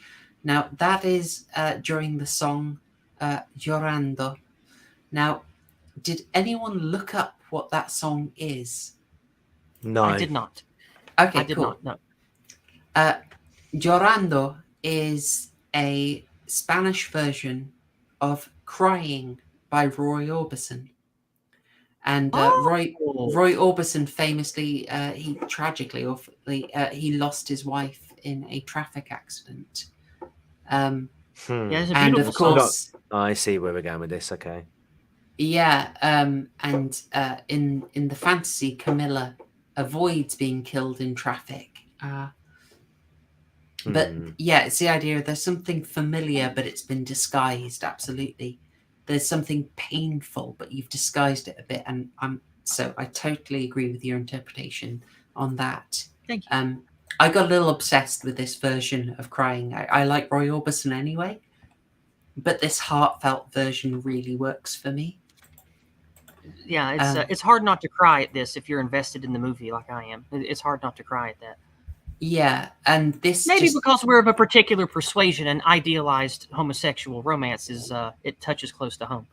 Yeah, this is finality, as you say. That this is where I think Lynch is really helping you. He is spelling it out. He's kind of sledgehammering the message. There is no way you can miss it. There's literally a guy who goes on stage to tell you directly, like members of the audience, this is a sham. This is fake. Not a banda. There is no band. There is no band. the things you're hearing, the things you're seeing, they're artificial. He gets the guy on to play trombone and then shows you it's fake. He's not actually playing. That was a trumpet. Oh, sorry, That was a trumpet. Thank you. Yeah. Apologies. I am musically illiterate. Okay. You have this, then you have Rebecca Del Rio come on and sing this utterly heartbreaking version of Crying. And I think I don't know, I buy in again. You see Betty and Rita are like holding each other close. Betty is like basically convulsing because they basically know what's happening. This is over. You can't sustain this anymore. And you're brought into this beautiful moment of Rebecca Del Rio singing Crying. And then she faints and it's like, oh, that was fake too. Yeah. And it's just absolutely brutally stabbing you in the guts with this is an illusion and you can't sustain it anymore. And it's a perfect collage, by the way. Perfect collage. Oh, thank you. Yeah. You also see again, like they're merging. They're so close. They've got the same hairstyle. You can't keep these fictional constructs separate anymore. And I've got to say, shamelessly, I was weeping my eyes out the last time I watched it, and I cried when I watched it this time. This got me again. Gosh darn it. Yeah. I tried to be strong, but this got me crying. Yeah. Oh, to be young again. Yeah. I didn't cry. You didn't cry, TCG. No. Well, you're not a homo femboid. So I cried for a very different reason. So you checked that because you wanted out the runtime. Haryan only cried. Oh, there's another half hour. Haryan only cried out of one eye. Oh no, that was horrible. That was an early scene. TCG, that was 20 minutes earlier. Come on. Oh yeah, true. oh, that's even worse. Disgraceful.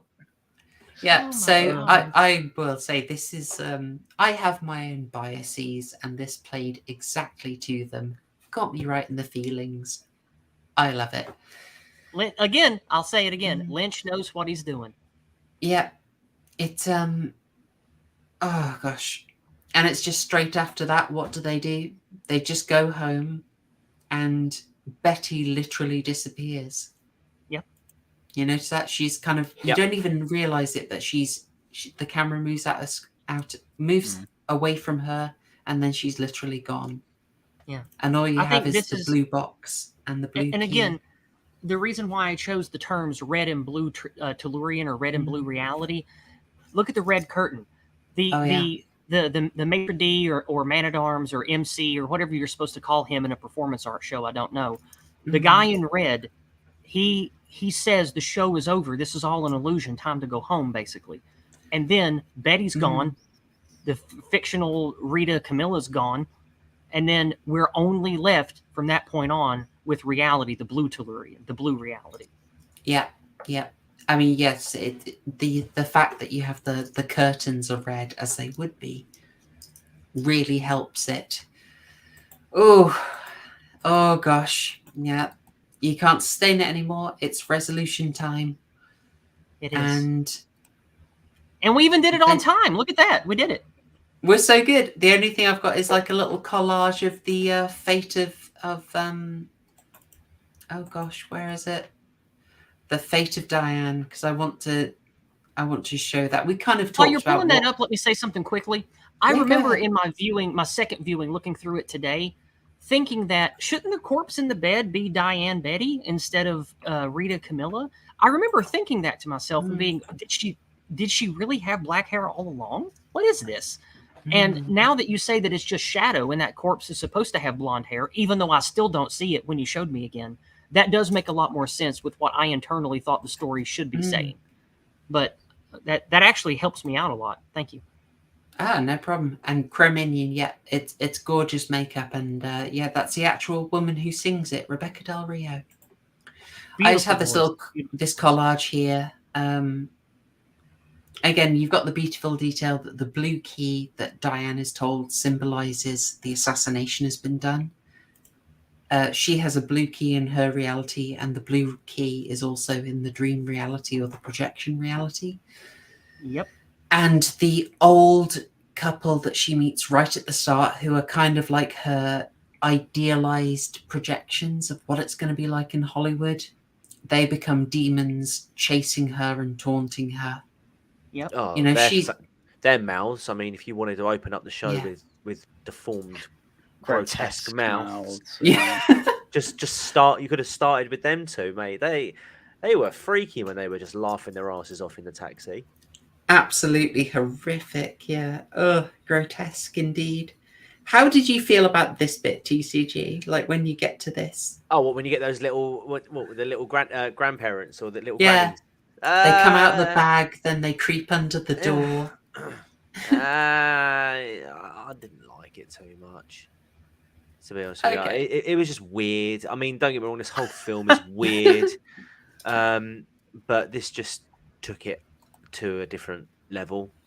Really, I mean, it's obvious. It's obvious that she's having a mental breakdown, and that it's also apparent that these two, older folks have something. They play a role in some capacity in her life. I mean, again, it sort of goes back to what I was saying earlier about like the acting, the audition scene, where how it's just too idealistic. The way that she's introduced into the film is just too idealistic. You know, she meets this couple, and it's all happy, it's all sunshine and roses, and it's fantastic, and then she's just being tormented by them. I think the latter, although I would have preferred them not to be little tiny Smurfs to begin with. I think this is more accurate to her experience of those people. Potentially they could be, I don't know, her parents who may have been abusive. And the reason why she came to LA perhaps was to get away from them. I think it's just you go from one extreme to the other, and I think the truth is more somewhere in the middle. Or as a caveat, we're all wrong, and all of these characters are just different iterations and past darknesses, experiences, and characters that the old senile has-been Ruth was once part of, and these aren't her grandparents. These are actually the character's parents, and the character we're seeing is just young Ruth going through a bunch of different experiences. Possibly. Ruth is very mysterious in this. I've got to very say. mysterious, deeply subversive characters. AA might say. Mima, gently benevolent. Stop it. The pitch black at the moment. Again, like Monday, the only thing lighting this room is my PC screens.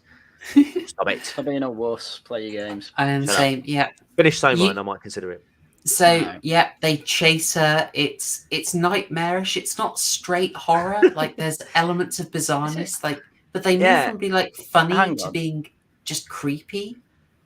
I was going to say, sorry, was this supposed to be a horror scene? No. It's got a weirdness to it, but I think it gets pretty horrific at the end. Like they're so uncanny the way they move. I mean, I'm going to go one step. I was going to go one step further and say, is this a horror film?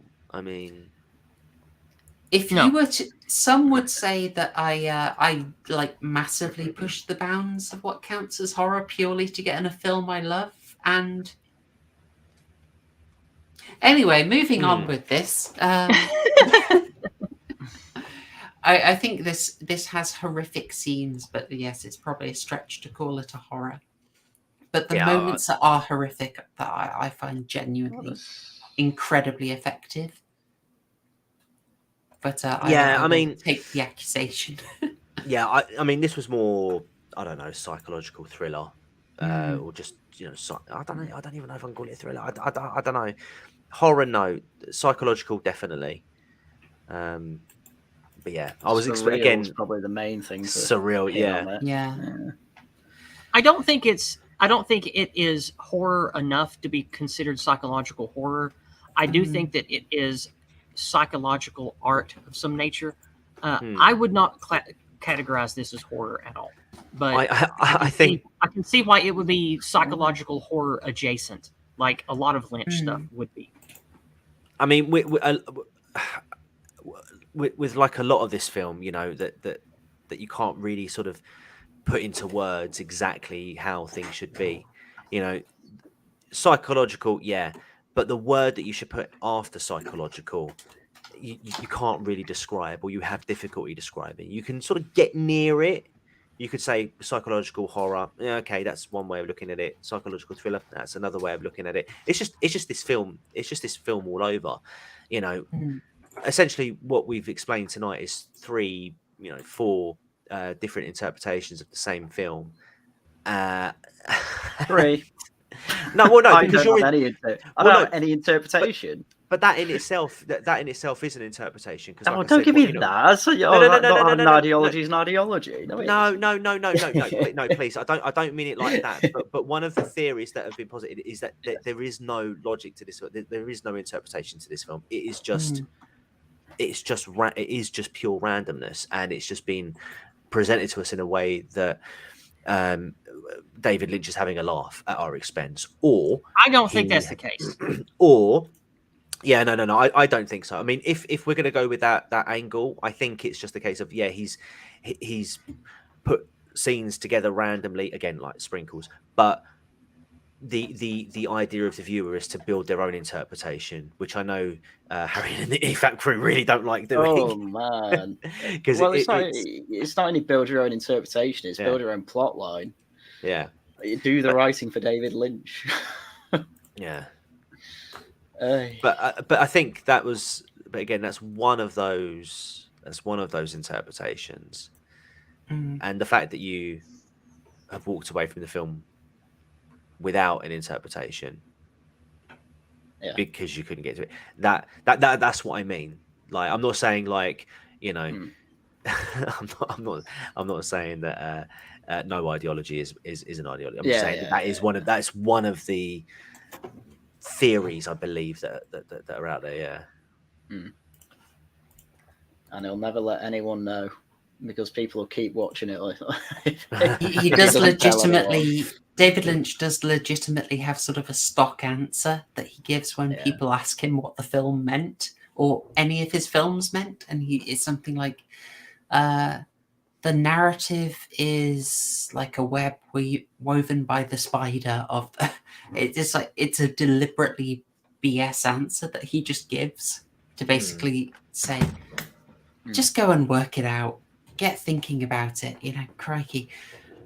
But we have a super nanny to appease, of course, folks. So sadly, we are going to have to round off our discussion and move on to closing thoughts and scores out of 12. I'll go last. Absolutely. All right. TCG, my friend. Yeah. So this film, 2/3 of it for me, I struggled with. It wasn't until like the last third, pretty like I'd say last quarter really, because it wasn't. It was only sort of last 25-30 minutes, I think, that things started to come together for me a little bit. I was like Haryan up until that point. I was just I was genuinely struggling with the film. There were some bits I was like I liked during the first 3 quarters. I kind of wanted to see what was going on with the director, because he seemed to be having quite a bad day. We didn't even touch on the cowboy as well, which oh no, we didn't. I wanted to, but we just didn't have time. We needed like 5 hours for this. Okay, can I make an executive decision? We have to talk about the cowboy because he's one of my favorite parts.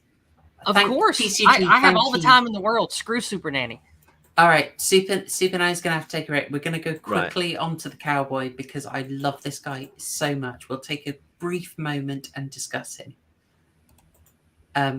So thank you for reminding us, TCG. So I'd completely passed over one of my highlights of the film. If I can find the darn guy. Oh no. I didn't even mention the fact that Lee Grant shows up as a sort of odd fortune teller woman. Lee Grant from Damien Omen 2. Personal highlight for me there. Just random nerdery. Look, there's so much in this film. We could have been here for hours and hours and hours. One day we might do an EFAP on Mulholland Drive. I am tempted to just like EFAP this and go like, all right, guys, get comfy. We're going to be here a while. Let's do it. Let's do it. I've got time. I've got water. I'm ready to go. Sadly, I cannot. Oh my god! I know it's late over there across the pond. I know. I'm sorry, I'm struggling to find my guy. In my life. Where is he? Yeah, I think an E-tap on Cowboy, Mulholland I'll Drive will find him definitely not be eventually. Haryan's cup of tea. No. Oh no. Just you talk about the cowboy. I will find him eventually. I've got him. Okay. Sorry, I Fates. cannot remember his significance to the plot. I just remember this scene. That's because you're too busy being a smart aleck, Haryan. I must have just deleted this scene from my memory. I don't know why. I can't remember why it's here. All right. I just want to say I love this guy because he doesn't do what you expect. Kesha comes in with, and I think again this is a bit of Lynch projection. He is not a standard guy, and he has a guy come in with a Hollywood attitude and kind of patronize him. And the cowboy just doesn't. The cowboy is extremely authentic, and just doesn't put up with any of the nonsense.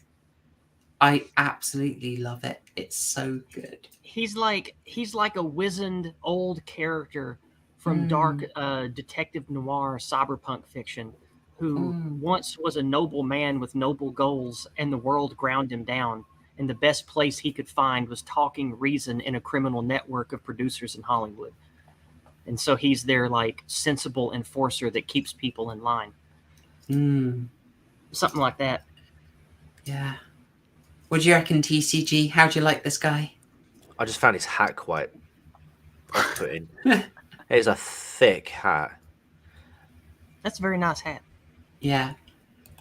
I'm sure it's nice. It seems oddly thick. I don't know if that's that's the kind of hat you guys have over there. But it's a very thick hat. I love that mystery of if you did good, you see me twice. Oh, you see me once more. If you did bad, you see me twice more. That's a classic Lynch mystery. Oh, we've seen him 3 times in this film, including this scene. Yeah, but what does that mean? Did Diane actually see him? I don't think so. I don't think so. I don't think she did. But you're not able to be certain. But his whole thing of he's getting snark from Adam Friended here, and he's just like, I don't think you're thinking. I think you're being a smart aleck. I think you turned up on stream completely stoned, knowing that Sitch would carry the conversation for you. And he's just such an interesting character. I could have watched so much of him, but he's I wish there was a whole Lynchian show about him. I love this character. Yeah, brilliant. I don't know. Maybe we'll have to curtail it off here, but he needed praise. He is one of just the highlights of this film for me. Definitely. Absolute gem. Not putting up with any nonsense from the director, from the snarky director. He's just a guy. I was really hoping we would talk about the robes, because I had a lot to say about that, but we just don't have the time. I'm afraid not. Okay, so TCG, we will resume with your score and your closing thoughts. Thank you for prompting us. That's cool. So again, for the first sort of 3/4, 2/3 of the film, I've really struggled with the last quarter or third, whatever. It was only really that I started to become interested in the film, and that was because I was, starting to, again, in my mind, start to connect some dots to earlier scenes and to sort of get an idea of the film. It's an interesting film. I'd say some individual scenes were really good. I mean, I'm going to be really difficult. I'm going to give it 2 ratings because what I think. And you're going to give it a red and a blue rating? Well, essentially. I mean, I think what it boils down to is how interested would you be in excuse me, how interested would you be in trying to figure out the quote unquote mystery behind this movie, the true meaning? I mean, some people would probably give it a 12 out of 12, for example. There's websites dedicated to trying to solve what this film's about. I mean, we've all come in here with different interpretations, or not even an interpretation of the film tonight. That's how divided this film has everyone on here. I mean, we all have sort of similar we all make similar attempts at it, but some of the interpretations are completely different. But there's so many more theories out there, and essentially it's watching the same, we're all watching the same film. And I think it's quite unique for so many people to walk away with such different interpretations of the movie, that I think if you're interested in trying to find out more about the film and trying to get yourself involved in that journey of trying to uncover the secrets behind it and what the actual meaning of this movie is, then I would probably give it something like an 8 out of 12 burgers. There's some ketchup for just for the deceased body on the bed alone. That was quite, it reminded me of The Ring, another Naomi once again, in terms of how the corpse was, but there was also some humorous bits in there, like I say, the scene with Billy Ray Cyrus and kicking out the director. I thought that was quite funny. But then if you're not interested, if you've watched the film and you're like, what the hell is this, and you've not wrapped your head around it, and you haven't been drawn in by the interest, then unfortunately I'd have to say it'd be about maybe a 4, maybe a 5, probably at a push 4.5, because then I don't think it's done its job for you. There's, again, some individual scenes are really good. I wouldn't take that away, but it wouldn't. I don't think it would have worked for those people. So it's going to have a 4.5 and an 8 out of me, because red or blue. I can respect the duality of that, to be honest. I like that answer. I mean, I can give you 100 more ratings, but I'm not David Lynch, so That's fair enough. All right, Haryan, would you like to go next? No. Haryan, your response is perfectly valid. You ever seen the clip of The Simpsons where Homer's watching Twin Peaks and he just says, "Brilliant, I have absolutely no idea what's going on"? Yeah. That is exactly what the conversation has been tonight. It's like, this film's brilliant, and I'm there like, oh, why? Oh, I don't know what's going on, but this scene, that scene, tie it together however you want. And then David Lynch obviously just never gives an answer. I have no idea if he knew what he was doing. He just seemed to throw guff at the wall. This is the film equivalent of Charlie from Always Sunny in Philadelphia, with his whole male conspiracy wall. Good analogy. This is literally the film version of that, and the joke of that is that Charlie has made everything up. This film gives you one tone at the beginning. At the next scene, it gives you a completely different one. Characters are acting completely differently, scene to scene. There's no consistency in this whatsoever. I do mean none, apart from the fact that Diana gets a bit sad throughout it. She gets more and more sad. That's the through line. Great. I didn't like this film in the first place, which doesn't help. Objectively trying to look at this, I mean, we've got the cowboy. I still couldn't tell you why the cowboy's in the film. In plot-wise, I couldn't tell you why the director would go see him. I could tell you why the director got a golf club and beat a car up, and that's about the only thing I can tell you about the film. Unironically, 2 out of 12 burgers. This was awful. Probably one of the worst films I've seen in my life. Honestly. And I applaud you for not being swayed by us at all. That is impressive. But it's because in terms of plot, you didn't give me anything. You were just like, yeah, you're right, it's bad, but it's good. That's fine. We'll be done soon, and you can go check Tinder and log into Fortnite. Yeah. No, it's cool. It's absolutely cool. And if we've learned anything, it's that I will never make you sit through a Razorhead. Yes. I do get the feeling that Lynch is just trying to screw with audiences. I wouldn't be Haryan surprised if would he also goes hate Lost home. Highway. I probably would. I'd probably hate Twin. Yeah. I don't know if I'd hate Twin Peaks because I've been told it's really good by loads of people. I didn't like Twin Peaks, and think how much I liked this. Okay, imagine this movie but worse, but it takes 30 hours. I don't know. I don't think as you I like say, Twin Peaks. maybe not. But as I say, well, The Simpsons always took the mick out of Twin Peaks by just having absolute nonsense cutaway bits referencing it, and that I can, if it's anything like this, I can understand it completely.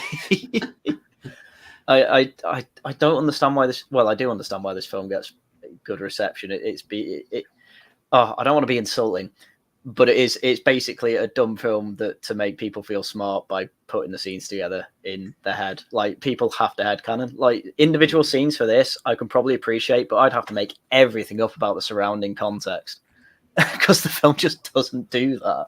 Yeah, it is absolutely. I think a flattering way to say it is it certainly gives room for people to sort of get their noggins jogging. Because I'm not saying bringing your own interpretations to a film's a bad thing or not something you should do or makes a film worse. But the problem with this film is that I mean, I think I've said it. Characters don't act the same scene to scene, and if you say to me, "Well, that's the point, she's having a mental breakdown," it's like, okay, I get that for her. Why everyone else? It's okay. Yeah, two burgers. Yeah, all right. And they made it. Is that Haryan's lowest rating ever? That's the same as Shadow in the Clouds. Yeah. Oh wow. Yeah, Wow. This film's probably actually worse than that. So at least that had a plot. Get it done. Okay, thank you, Haryan. This film made me appreciate Shadow in the Clouds. How do you feel? TCG, do you want to read out the prediction I made for Haryan? Yeah. Okay. So this is Horror Show's words, not mine. Prediction for the Big H himself.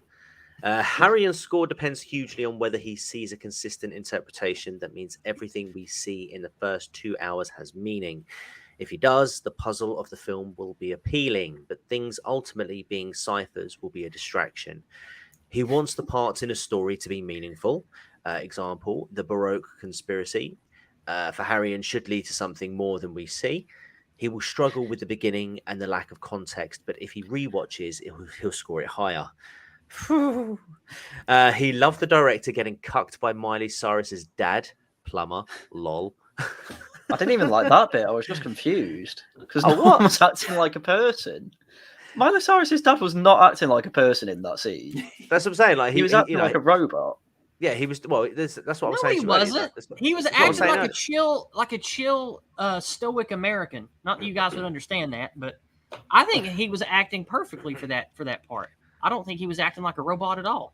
But softly spoken. Just unusually softly spoken. But anyway, sad to say, I worry that the club's Silencio bit will not work emotionally for him. Didn't work for me either. And the tonal shift will be too inconsistent. Still, I think Haryan will find it intriguing and enjoyed the film being a puzzle. Overall, 9 out of 12 burgers. Possibly not for him, but he may respect what Lynch was trying to do. Oof. Ooh, I respect what he was trying to do. I just think it was crap. Oh dear. Oh dear. Yeah, again, like I say, I can get on board with both sides. That's why I'm sort of like giving it 2 different scores, because again, it all boils down to whether this film is something that you want to come back to afterwards, and essentially, it's a thinking man's movie, isn't it? I mean, let's be honest. No, what? Sorry, go on. But that's what it is. You're going back and you're trying to like decipher all these like scenes and trying to like connect the dots and all this stuff. And it's a film that needs more than just to watch itself. You need to be invested in it, really.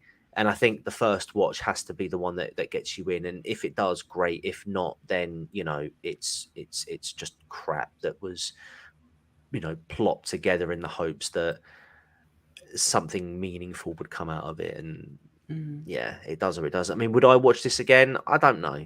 Is my honest answer. I don't know. Would I recommend it? I don't know. Fair play. I can respect that. I think you fumbling over your words and saying "I don't know" is probably what Lynch intended for most viewers. Yeah, maybe. I like that attitude. I'm conscious of the time, so I'll quickly give my thoughts because you've heard enough of them. I won't go into details.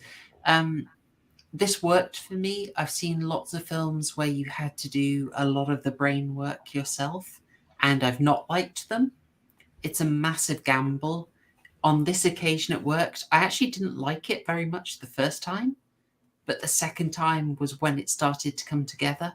And when I watched it, trying to think of, okay, what does this mean in terms of what Diane wants, then it became this amazing puzzle where every scene was rich, full of meaning and really sinister meaning, which is why it comes off a lot more horrific for me.